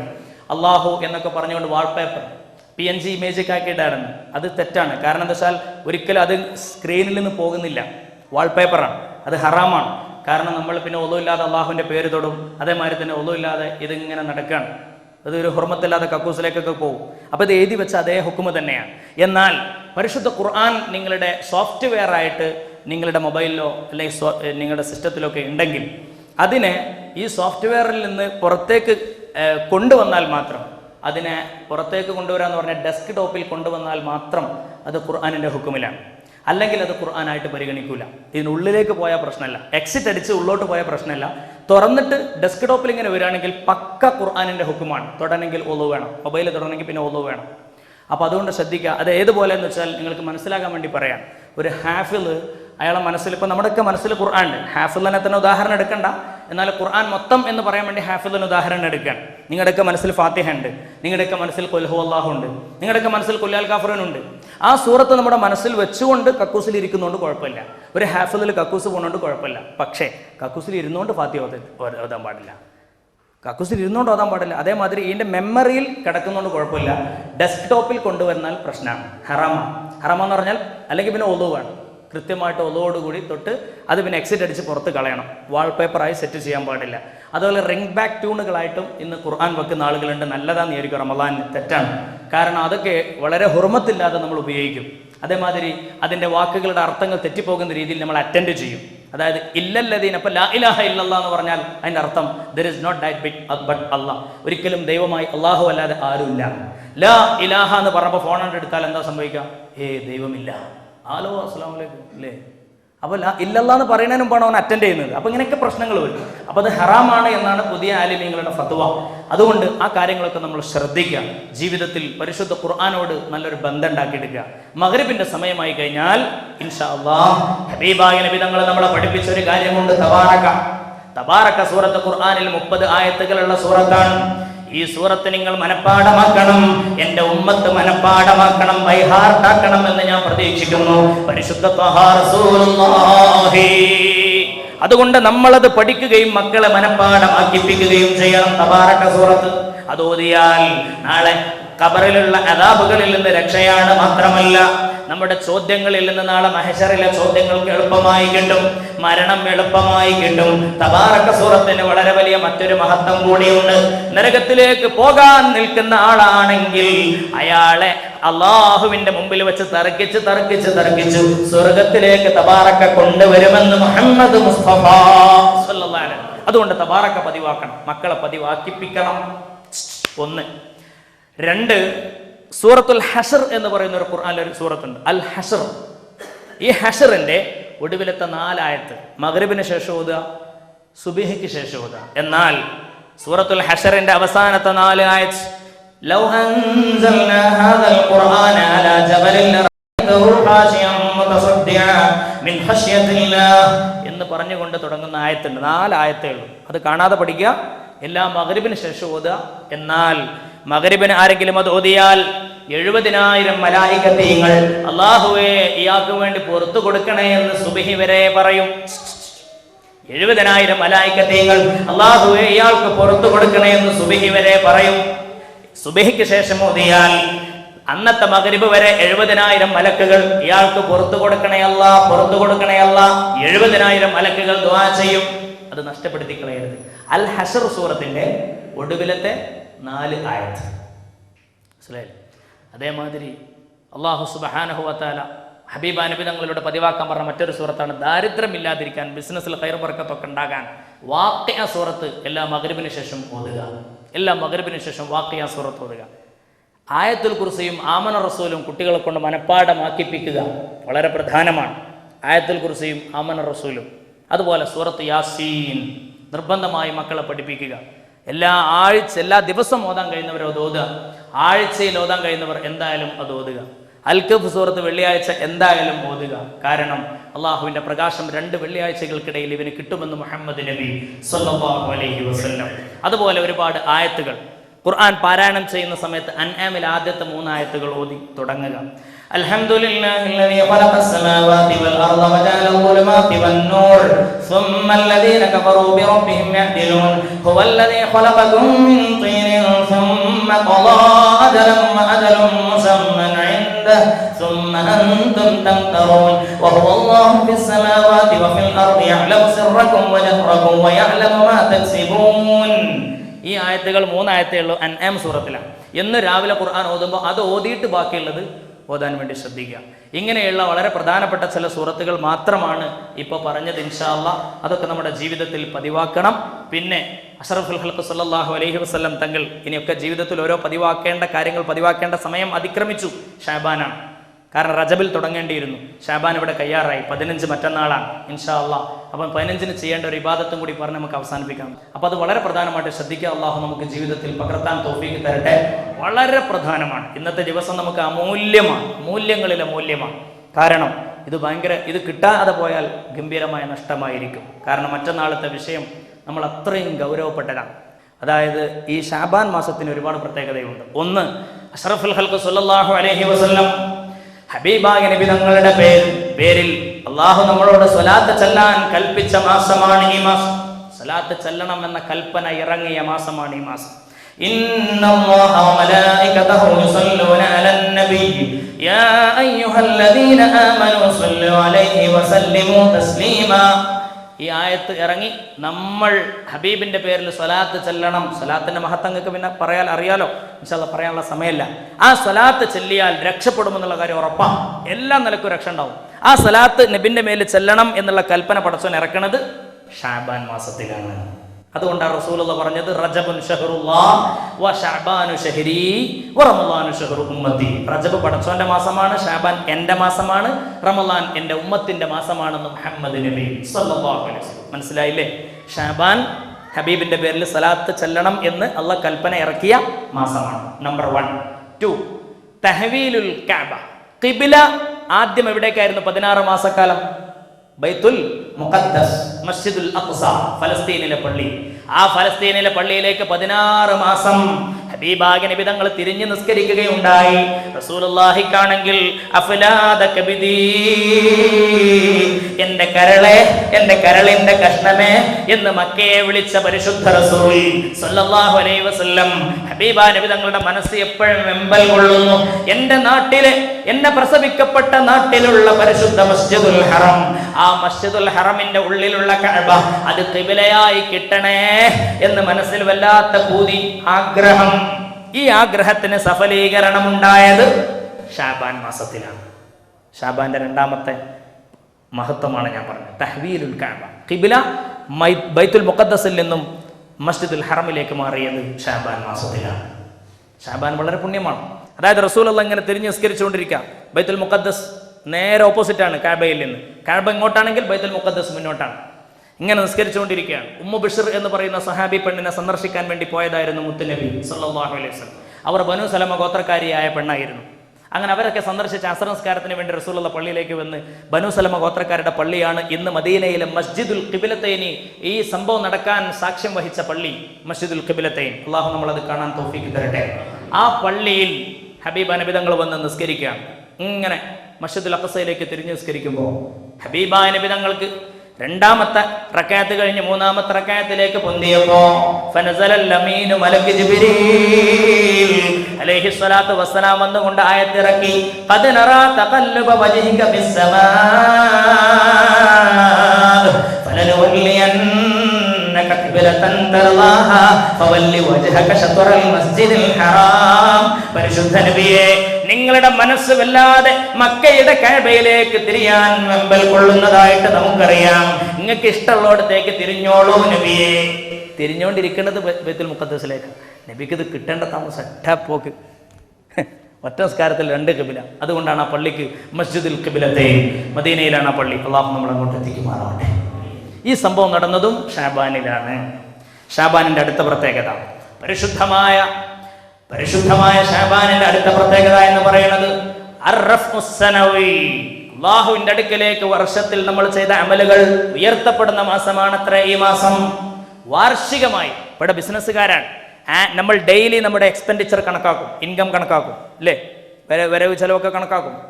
ആഴ്ചയിൽ, വീക്ക്ലി, അത് കഴിഞ്ഞാൽ പിന്നെ മന്ത്ലി, അത് കഴിഞ്ഞാൽ ആനുവൽ ടാലി റിപ്പോർട്ടൊക്കെ നമ്മൾ കണക്കാക്കും, അല്ലേ? ആ ഒരു ആനുവൽ വരവ് ചെലവ് കണക്കാക്കണം. എന്തിനാണ്? നമുക്ക് എത്ര പ്രോഫിറ്റ് ഉണ്ടായി, എത്ര ലാഭം ഉണ്ടായി, എത്ര നഷ്ടം ഉണ്ടായി, ഇതൊക്കെ നമ്മൾക്ക് പ്രോഫിറ്റ് ലോസ് ഒക്കെ നമ്മൾ കണക്കാക്കും. ഈ കണക്കാക്കുന്ന രീതിയിൽ അല്ലാഹു സുബ്ഹാനഹു വ തആല നമ്മൾ ചെയ്തു കൂട്ടിയ മുഴുവൻ അമലുകളും വർഷത്തിൽ അവനിലേക്ക് ഉയർത്തപ്പെടുന്ന മാസമാണ് പരിശുദ്ധ ഷഅബാൻ. അർറഫ്ഉ സനവി എന്നാണ് ഞാൻ അതിന് പേര് പറയപ്പെടുന്നത്. അതേമാതിരി തന്നെ ഈ വേൾഡ് സ്റ്റാറ്റിക്സ്, യൂണിവേഴ്സിന്റെ മൊത്തം സ്റ്റാറ്റിക്സ്, അടുത്ത കൊല്ലം എത്ര ഗാലൻ മഴ വേണം, എത്ര കാറ്റ് വേണം, എത്ര ഇടി വേണം, എത്ര ഗോതമ്പ് വേണം, എത്ര അരി വേണം, എത്ര മണ്ണെണ്ണ വേണം, എത്ര പെട്രോൾ വേണം, എത്ര ഡീസൽ വേണം, എത്ര വെള്ളം, എല്ലാം പടച്ചോൻ സ്റ്റാറ്റിക്സ്, സ്ഥിതിവിവര കണക്ക് തയ്യാറാക്കുന്നതും പരിശുദ്ധ ഷഅബാൻ 15-ന്റെ അന്നാണ്. പരിശുദ്ധ ഷഅബാൻ 15-ന്റെ അന്നാണ്. എൻ്റെ പ്രിയപ്പെട്ടവർ, ഷഅബാൻ 15-ന് ഭയങ്കര പ്രത്യേകതയാണ്. ഈ വരുന്ന മറ്റന്നാൾ രാത്രി, തിങ്കൾ അസ്തമിച്ച ഇതേമാതിരിയുള്ള രാത്രി, തിങ്കളാഴ്ച കഴിഞ്ഞിട്ട് നാളെ ചൊവ്വ, ഇന്ന് തിങ്കൾ കഴിഞ്ഞാലുള്ള രാത്രി ചെയ്യേണ്ട കാര്യങ്ങൾ ഞാൻ പറയാം, അതിന് മഹത്വം പറയാം. ഭയങ്കര പുണ്യാണ്. ആ രാത്രിക്ക് ഒരുപാട് പേരുണ്ട്, 10ഓളം പേരുകൾ പറയുന്നുണ്ട്. ലൈലത്തുൽ ബറാഅ, ലൈലത്തുൽ മുബാറക, ലൈലത്തുൽ റഹ്മ, ലൈലത്തുൽ സൊക്ക്. ഇതാണ് പ്രധാനപ്പെട്ട 4 പേര്. ഈ പ്രധാനപ്പെട്ട 4 പേരുകൾക്ക് വിശദീകരണങ്ങൾ ഞാൻ പറയാൻ സമയമില്ലാത്തതുകൊണ്ട് പെട്ടെന്ന് പറയാണ്. മുബാറക്കത്ത് എന്ന് പറഞ്ഞാൽ ബറക്കത്താക്കപ്പെട്ടത്, വർദ്ധിക്കും, അള്ളാഹു കാരുണ്യം കൊണ്ട് വർദ്ധിക്കുന്ന, ഒരുപാട് ആളുകൾ നരകത്തുനിന്ന് നന്നായിട്ട് മോചനം നൽകുകയും സ്വർഗത്തിൽ നന്നായിട്ട് പ്രവേശിപ്പിക്കുകയും ചെയ്യുന്ന ദിവസമാണ് മറ്റന്നാൾ രാത്രി. അള്ളാഹു നമുക്കതിന് തൗഫീഖ് നൽകുമാറാവട്ടെ. സ്വർഗപ്രവേശനം കിട്ടി നരകമോചനം കിട്ടുന്നവരിൽ അള്ളാഹു നമ്മൾ ഉൾപ്പെടുത്തി തരുമാറാവട്ടെ. പിന്നെ ആരൊക്കെ ഈ കൊല്ലം ഹജ്ജിന് പോകും അള്ളാഹു തീരുമാനിക്കുന്നത് എന്നാണ് മറ്റന്നാളാണ്. അപ്പം നിങ്ങൾക്കൊരു സംശയം ഉണ്ടാവും, പരിശുദ്ധ ഖുർആനിൽ ഈ വിഷയകമായിട്ട് പറഞ്ഞ സൂറത്ത് ദുഹാനാണ്. ഹാമീം വൽ കിതാബിൽ മുബീൻ ഇന്നാ അൻസൽനാഹു ഫീ ലൈലത്തിൻ മുബാറകഹ് ഇന്നാ കുന്നാ മുൻദിരീൻ ഫീഹാ യുഫ്റഖു കുല്ലു അംറിൻ ഹകീം അംറൻ മിൻ ഇൻദിനാ ഇന്നാ കുന്നാ മുർസിലീൻ റഹ്മതൻ മിൻ റബ്ബിക ഇന്നഹു ഹുവസ് സമീഉൽ അലീം. ഇത് ദുഹാന്റെ ആദ്യത്തെ 4 ആയത്തുകളാണ്. ഈ ആയത്തുകളിൽ പറയുന്ന വിഷയം മഹാന്മാർ മിക്കവാറും പറയുന്നത് ഇത് ഷാബാൻ 15-നെ പറ്റിയാണ് ഈ ലൈലത്തുൽ മുബാറക്ക പറഞ്ഞത്. അപ്പോൾ ആ ലൈലത്തുൽ മുബാറക്കയിൽ ഖുർആൻ ഇറങ്ങി എന്നാണ് പറയുന്നത്. അപ്പോൾ ലൈലത്തുൽ ഖദറിൽ എന്താണ്? ലൈലത്തുൽ ഖദറിലും ലൈലത്തുൽ മുബാറക്ക എന്ന് പറയുന്ന ഈ ഷാബാൻ രാത്രിയിലും സംഭവിക്കുന്നത് പെട്ടെന്ന് ഞാൻ പറഞ്ഞുതരാം. അത് സമയം വേണ്ട, നമുക്ക് 2 മിനിറ്റ് മതി. അതായത് ലൈലത്തുൽ നിസ്ഫ് ഷാബാനാണ് മറ്റന്നാൾ, ഷാബാൻ 15. ഈ ഷാബാൻ 15 ലൈലത്തുൽ ഖദർ എന്ന് പറയുന്ന 27-ാം രാവിന്റെ റമളാന്റെ 27 വലിയ ബന്ധമാണ്. എന്താ ബന്ധം?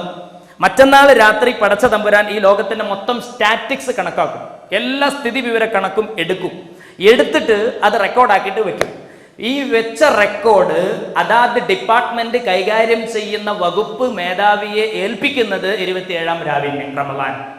കൺഫ്യൂഷൻ തീർന്നില്ലേ? അതായത് ഉദാഹരണമായിട്ട് പറഞ്ഞാൽ അടുത്ത കൊല്ലം എത്ര മഴ വേണം, അടുത്ത കൊല്ലം എത്ര ഇടി വേണം, അടുത്ത കൊല്ലം എത്ര മിന്നൽ വേണം, ഇതൊക്കെ അടുത്ത കൊല്ലം എത്ര കാറ്റും മഴയും ഇടിയൊക്കെ വേണം, ഇത് തീരുമാനിച്ചിട്ട് പടച്ചോൻ മറ്റന്നാള് രാത്രി തീരുമാനിക്കും.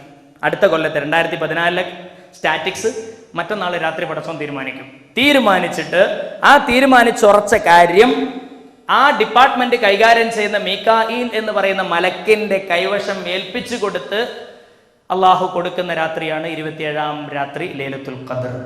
മനസ്സിലായില്ലേ? അതാണ് ഷാബാൻ 15 കണക്കാക്കുന്ന രാത്രി എന്ന് ഷാബാൻ 15-ന് പറഞ്ഞത്. ബറാത്തിന്റെ രാത്രിക്ക് കണക്കാക്കുന്ന രാത്രി എന്ന് പറയുമ്പോൾ തന്നെ ലൈലത്തുൽ ഖദറിന്റെ രാത്രിയും കണക്കാക്കുന്ന രാത്രിയാണല്ലോ എന്ന കൺഫ്യൂഷൻ തീർക്കാൻ മഹാന്മാർ ജമൽ തഫ്സീറിൽ, റൂഹുൽ ബയാൻ തഫ്സീറിലൊക്കെ ഈ കാര്യം വിശദീകരിച്ചിട്ടുണ്ട്. അത് ഞാൻ എൻ്റെ വാക്കുകൊണ്ട് പറയില്ല, തഫ്സീർ സാക്ഷ്യം വെച്ചുകൊണ്ട് പറയുകയാണ്. അപ്പോൾ ഈ കാര്യം നമ്മൾ ശ്രദ്ധിക്കുക, വളരെ പ്രധാനപ്പെട്ട രാത്രിയാണ്. ഇബാദത്ത് കൊണ്ട് ധന്യമാക്കണം. ഇബാദത്ത് എന്ന് പറഞ്ഞാൽ ദിക്റും തസ്ബീഹും എല്ലാ കാര്യങ്ങളുമായിട്ട് നമുക്ക് മുന്നോട്ട് പോകാം. സ്വലാത്ത് ചെല്ലാം, ഖിയാമുൽ ലൈലി നിസ്കാരം വന്ന് ഹയാത്താക്കാം. ഇൻഷാ അല്ലാഹ് നിങ്ങൾക്ക് ബുദ്ധിമുട്ട് പ്രയാസമൊക്കെ ഉണ്ടെങ്കിൽ തന്നെ സഹിച്ചിട്ട്, കാരണം വർഷത്തിൽ ഒരിക്കൽ കിട്ടുന്നതല്ലേ, വളരെ പുണ്യമാണ്. പക്ഷേ അള്ളാഹു റബ്ബുൽ ഇസ്സത്ത് പരിശുദ്ധനായ നബിയുന ത്വാഹ റസൂലുള്ളാഹി പറയാണ്, 1-ാം ആകാശത്തേക്ക് ഇറങ്ങി വന്നിട്ട് ഈ ഉമ്മത്ത് മുഹമ്മദിന് മൊത്തം പുറത്തു കൊടുക്കും അത്രേ, 2 ആൾക്കാർക്ക് ഒഴികെ. 3 ആൾക്കാരെന്ന് വേറെ ഹദീസിലുണ്ട്. അതിലൊന്ന് മനസ്സിൽ വിദ്വേഷമുള്ളവൻ, അവൻ അള്ളാഹു പൊറുക്കൂല. അതുകൊണ്ട് ഇപ്പൊ തന്നെ മനസ്സ് കംപ്ലീറ്റ് ക്ലിയർ ആക്കണം, ഫുൾ ക്ലിയർ ആക്കണം. ആരോടും വിദ്വേഷം വേണ്ട, ആരോടും വെറുപ്പ് വേണ്ട. ബിസിനസ് പാർട്ട്ണർമാരോടോ അല്ലെങ്കിൽ തൊഴിലാളിക്ക് മുതലാളിയോടോ ആരോടും വേണ്ട, മക്കളോടോ ഭാര്യയോടോ കുട്ടികളോടോ ആരോടും വേണ്ട. മനസ്സ് സംശുദ്ധമാകണം. അതാണ് ഈ ലൈലത്തുൽ ബറാത്തിന് നമ്മൾ ചെയ്യേണ്ട ഏറ്റവും ആദ്യത്തെ കാര്യം. മനസ്സ് ശുദ്ധിയാക്കുക. ആരോട് കിബിർ വേണ്ട, അസൂയ വേണ്ട, ആരോട് വെറുപ്പ് വേണ്ട, ഒന്നും വേണ്ട. മനസ്സ് ശുദ്ധാക്കുക. ശുദ്ധി അല്ലെങ്കിൽ അള്ളാഹു പുറത്തു തരൂല, അവന് പൊറുക്കൂല. മുശ്രിക്കിനും പടച്ചോൻ പുറത്തു കൊടുക്കൂല. മുദമ്മിനു ഹംറിൻ, സ്ഥിരം കള്ളുകുടിയൻ പുറത്തു കൊടുക്കൂല. സ്ഥിരം വ്യഭിചാരി അള്ളാഹു പുറത്തു കൊടുക്കൂല. വേറെ ഒരുത്തനും കൂടി പരിചയപ്പെടുത്തി അഷ്റഫുൽ ഖൽഖ്, ആഖുൽ വാലിദൈൻ, ഉമ്മനും ബാപ്പനും വെറുപ്പിക്കുന്നവൻ, അവനും പടച്ചോൻ പൊറുക്കൂല ഈ രാത്രി. അപ്പൊ മറ്റന്നാൾ രാത്രി പടച്ചോൻ പൊറുക്കാൻ വേണ്ടി ആകാശത്തേക്ക്, 1-ാം ആകാശത്തേക്ക് ഇറങ്ങി വരും എന്നാണ്. അപ്പൊ ഞാൻ ഈ പറയപ്പെട്ട രാത്രി വളരെ പ്രധാനമാണ്. ഒന്ന്, ഖുർആൻ ഇറങ്ങി എന്നാണ് പിന്നെ പറയുന്നത്. അപ്പൊ ഖുർആൻ ഇറങ്ങിയത് ബറാത്ത് രാവിലെ അല്ലല്ലോ, ലൈലത്തുൽ ഖദറിലല്ലേ. അത് നേരത്തെ പറഞ്ഞ മാതിരി ലൗഹുൽ മഹ്ഫൂദിൽ നിന്ന് ഖുർആനിനെ ഒറ്റയടിക്ക് എവിടേക്ക് ഇറക്കി? 1-ാം ആകാശത്തേക്ക് ഇറക്കി ബറാത്തിന്റെ രാത്രി. ആ 1-ാം ആകാശത്തിൽ നിന്ന് ജബലുന്നൂർ പർവ്വതത്തിലെ ഹിറാ ഗുഹയിലേക്ക് റമളാൻ 27-ന്റെ അന്ന് ലൈലത്തുൽ ഖദറിന്റെ അന്ന് ഇറക്കി. ഖുർആൻ ഇറക്കി എന്ന് പറഞ്ഞാൽ ബറാത്തിന്റെ രാത്രി വളരെ കൃത്യമായിട്ട് മനസ്സിലാക്കണം. ലൗഹുൽ മഹ്ഫൂദിൽ നിന്ന് 1-ാം ആകാശത്തേക്ക് ബറാത്തിന്റെ രാത്രി, അവിടുന്ന് ഇങ്ങോട്ട് ജബലുന്നൂർ പർവ്വതത്തിലെ ഹിറാ ഗുഹയിലേക്ക് ബഹുമാനപ്പെട്ട ഹബീബ നബി തങ്ങൾക്ക് ജിബ്രീലിന്റെ സാന്നിധ്യത്തിൽ റമളാൻ 27-ന് ലൈലത്തുൽ ഖദറിന് ഖുർആൻ ഇറക്കി. ഇതാണ് ഈ വ്യാഖ്യാനങ്ങളുടെ വ്യത്യാസം എന്ന് നിങ്ങൾ പ്രത്യേകമായി ശ്രദ്ധയിൽപ്പെടുത്തുകയാണ്. ഇനി നമുക്ക് ചെയ്യാനുള്ള കാര്യം, അന്നത്തെ ദിവസം നമ്മൾ ഒഴിവുണ്ടാവില്ല, ഡ്യൂട്ടി തിരക്കൊക്കെ ഉണ്ടാകും. എന്നാൽ തന്നെ ഒന്ന് ഒഴിഞ്ഞു നിൽക്കുക കഴിയുമെങ്കിൽ. വളരെ പുണ്യമായി സലഫ് സാലിഹ്യങ്ങൾ ചെയ്തു വന്ന അമലുണ്ട്. എന്താണതെന്ന് ഇത്തിഹാഫ് സാദത്തുൽ മുത്തഖീൻ എന്ന് പറയുന്ന കിതാബിൽ അതിന്റെ രേഖയും ഉണ്ട്. എന്താ വിഷയം? 3 യാസീനുകൾ ഓതണം. നമ്മുടെ ആയുസ് പടച്ചോൻ കണക്കാക്കും, അടുത്ത കൊല്ലം നമ്മൾ ജീവിക്കുമോ ഇല്ലയോ. നമ്മുടെ ഒരു റിസ്ക് പടച്ചോൻ കണക്കാക്കും, ഭക്ഷണം അടുത്ത കൊല്ലം നമുക്ക് എത്ര ഭക്ഷണം കിട്ടും, എത്ര ആൾക്ക് കിട്ടൂല, എത്ര ആൾക്ക് കിട്ടും, ഇതൊക്കെ പടച്ചോൻ കണക്കാക്കും. അപ്പോൾ ആ രീതിക്ക് വേണ്ടി 3 യാസീൻ ഓതുന്ന ഒരു സ്വഭാവം നമ്മുടെ മുൻഗാമികൾക്കുണ്ടായിരുന്നു. അത് നമ്മളും ചെയ്യാം. എന്ന് മറ്റന്നാൾ തിങ്കളാഴ്ച മഗ്‌രിബിന് ശേഷം, തിങ്കളാഴ്ച മഗ്‌രിബ് നിസ്കാരം കഴിഞ്ഞ്, സമയം തെറ്റരുത്, 1 മണിക്കൂർ 10 മിനിറ്റ് കിട്ടുള്ളൂ. അതിനിടയിൽ 3 യാസീൻ ഓതണം, ഒരു ദുഹാൻ സൂറത്തും ഓതാൻ ശ്രമിക്കണം. അള്ളാഹു തൗഫീഖ് തരട്ടെ. ആ 3 യാസീൻ ഓതുമ്പോൾ അതിൻ്റെ ഇടയിൽ വർത്താനം ഉണ്ടാകരുത്. 1-ാമത്തെ യാസീൻ ഓതുന്ന സമയത്ത് അള്ളാഹുവേ, എന്നെ സ്നേഹിക്കുന്ന എൻ്റെ കൂട്ടുകുടുംബങ്ങൾ ഞങ്ങൾക്ക് എല്ലാവർക്കും പടച്ചോനെ നിന്റെ മാർഗത്തിലായി, നിന്റെ റിളയിലും പൊരുത്തത്തിലുമായി ആയുസ്സിനെ നീ നീട്ടിത്തരണേ അല്ലാഹ് എന്ന് നിയ്യത്ത് കരുതിയിട്ട് ഓതുക. 2-ാമത്തെ യാസീൻ ഓതുമ്പോൾ പടച്ചോനെ എന്നെ സ്നേഹിക്കുന്ന കൂട്ടുകുടുംബങ്ങൾ, ഭാര്യ, കുട്ടികൾ, മക്കൾ, എൻ്റെ അമ്മ അപ്പ എല്ലാവർക്കും പടച്ചവനെ റിസ്ക് നീ വിശാലമാക്കി തരണേ അല്ലാഹുവേ, ഭക്ഷണം വിശാലമാക്കി തരണേ അല്ലാഹുവേ. ഇത് മനസ്സിൽ കരുതി യാസീൻ ഓതുക, 2-ാമത്തെ യാസീൻ.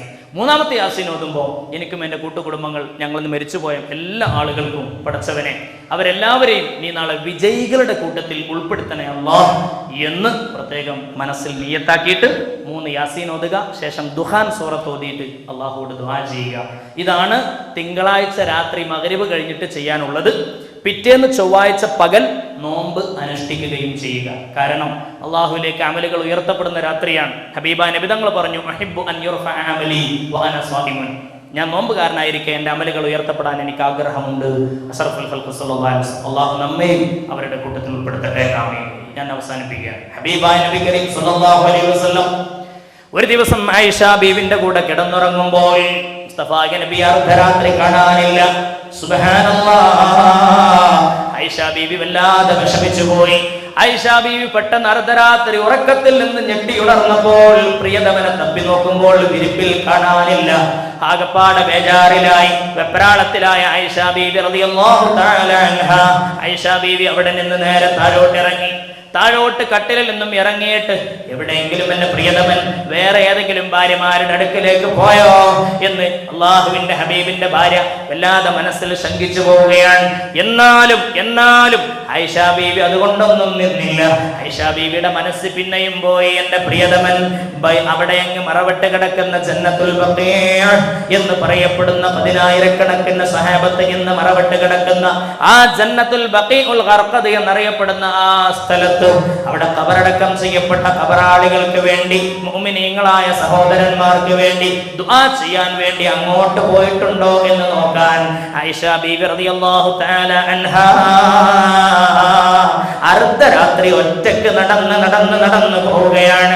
ആരും തന്നെ കാണുന്നില്ല, ആരുടെയും സഹായമില്ലാതെ ജന്നത്തുൽ ബഖീയിലേക്ക് അർദ്ധരാത്രി നടന്നുപോയി. പരിശുദ്ധ ബീവി ആയിഷ റളിയല്ലാഹു തആല അൻഹാ, ആയിഷ ബീവി അവിടെ എത്തി നോക്കുമ്പോൾ കാണാൻ കഴിയുന്ന രംഗം എന്താ എന്നറിയോ? ലോകത്തിന്റെ നായകർ പൊട്ടി കരഞ്ഞു ദുആ ചെയ്യുകയാണ്. അല്ലാഹ്, എന്റെ ഉമ്മത്തിന് നീ പുറത്തു കൊടുക്കണേ അല്ലാഹ്. അല്ലാഹുവേ, നീ കാരുണ്യവാനല്ലോ, നീ നന്നായി പൊറുക്കുന്നവനല്ലോ. അല്ലാഹുമ്മ ഇൻ തഗ്ഫിർ ലഹും ഫഇന്നക ഗഫൂറുർ റഹീം. അല്ലാഹുമ്മ ഇൻ തുഅദ്ദിബുഹും ഫഇന്നഹും ഇബാദുക. പടച്ചോനെ, ഇനി നീ അവരെ ശിക്ഷിക്കുകയാണെങ്കിൽ എനിക്കൊന്നും പറയാനില്ല. നിന്റെ അടിമകളാണവർ, നിന്റെ അടിമകളാണിവർ അല്ലാഹ്. എന്നാലും നീ പുറത്തു കൊടുക്കണേ അല്ലാഹ്. ഇത് പറഞ്ഞുകൊണ്ട് അഷ്റഫുൽ ഖൽഖ് പൊട്ടി കരഞ്ഞിട്ട് താടി രോമങ്ങളിലൂടെ അവിടുത്തെ കണ്ണുനീര് ഒഴുകി ഇറങ്ങുന്ന കാഴ്ച കണ്ടിട്ട് ബീവി ആയിഷ റളിയല്ലാഹു തആല അൻഹാ വല്ലാതെ സങ്കടപ്പെട്ട് അവിടുന്ന് പൊട്ടി കരഞ്ഞു. ആയിഷ ബീവിനേതാ കണ്ണുനീര് തുടച്ചപ്പോൾ റസൂലുള്ളാഹ് കാണുന്നു. ആയിഷ, നീ ഇവിടെ എത്തിയോ? ആയിഷ, നീ ഇവിടെ എത്തിയോ എന്ന് ചോദിച്ചു. അപ്പൊ ആയിഷ ബീവി പറഞ്ഞു, യാ റസൂലല്ലാഹ്, ഉറങ്ങുമ്പോ നിങ്ങൾ എന്റെ കൂടെ ഉണ്ടെങ്കിലും പെട്ടെന്ന് ഞാൻ രാത്രി എണീറ്റപ്പോ നിങ്ങളെ കാണാതെയായപ്പോ എന്റെ മനസ്സ് പെട്ടെന്ന് പോയത് ബാക്കി ഏതെങ്കിലും ഭാര്യമാരുടെ അടുക്കലേക്ക് നിങ്ങൾ പോയോ എന്നുള്ള ശങ്ക. അതിനുശേഷം എനിക്ക് തോന്നി ഇങ്ങോട്ട് വന്നിട്ടുണ്ടാവോ. അപ്പൊ റസൂലുള്ളാഹി ആയിഷ ബീവിനെ കെട്ടിപ്പിടിച്ചുകൊണ്ട് പറഞ്ഞു, എന്റെ പ്രിയപ്പെട്ട ആയിഷ, ഞാൻ നിന്നെ ചതിക്കുമെന്ന് നീ വിചാരിക്കുന്നുണ്ടോടി? ഇന്നത്തെ ദിവസം ഏതാ എന്നറിയോ? ഇത് ശഅബാൻ 15 ഇത് ബറാഅത്തിന്റെ രാവാണ്. ഇന്ന് അല്ലാഹു റബ്ബുൽ ഇസ്സത്ത് കൽബ് ഗോത്രക്കാരുടെ ആട്ടിൻ പറ്റത്തിന്റെ അത്ര കണ്ട ആട്ടിൻ പറ്റത്തിന്റെ പുറത്തുണ്ടാകുന്ന രോമത്തിന്റെ കണക്കനുസരിച്ച് ആളുകളുടെ ദോഷങ്ങൾ അല്ലാഹു പുറത്തു കൊടുക്കുന്ന രാത്രിയാണ്.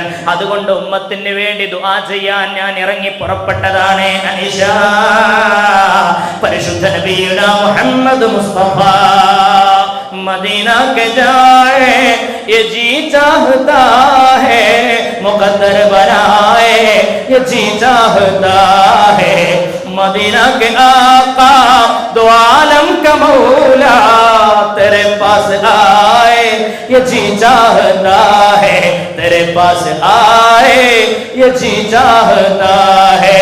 सल्लल्लाहु अलैहि मुहम्मद सल्लल्लाहु अलैहि वसल्लम, सल्लल्लाहु अलैहि मुहम्मद सल्लल्लाहु अलैहि वसल्लम. अल्लाहुम्मा सल्लि अला मुहम्मद या रब्बി സല്ലി അലൈഹി വസല്ലിം. അതുകൊണ്ട് പറയപ്പെട്ട കാര്യങ്ങളൊക്കെ നിങ്ങളും ഞാനും നമ്മളൊക്കെ ജീവിതത്തിൽ അത് പകർത്താൻ പ്രതിജ്ഞാബദ്ധരാവണം. അള്ളാഹു നമ്മളെ സഹായിക്കുമാറാകട്ടെ. ഖുർആനിനോടും നബിയോടും അള്ളാഹുവോടും നല്ല ബന്ധമുള്ള ആളുകളായി മാറുക. വളരെ എണ്ണപ്പെട്ട ദിവസങ്ങളെ പരിശുദ്ധ റമദാനിലേക്കുള്ളൂ. അള്ളാഹു നമ്മളെല്ലാവരുടെയും ഒരുമിച്ച് കൂടുതലും പിരിഞ്ഞു പോകുന്ന സാലിഹായ അമലായി നമ്മിൽ നിന്നും സ്വീകരിക്കുമാറാവട്ടെ.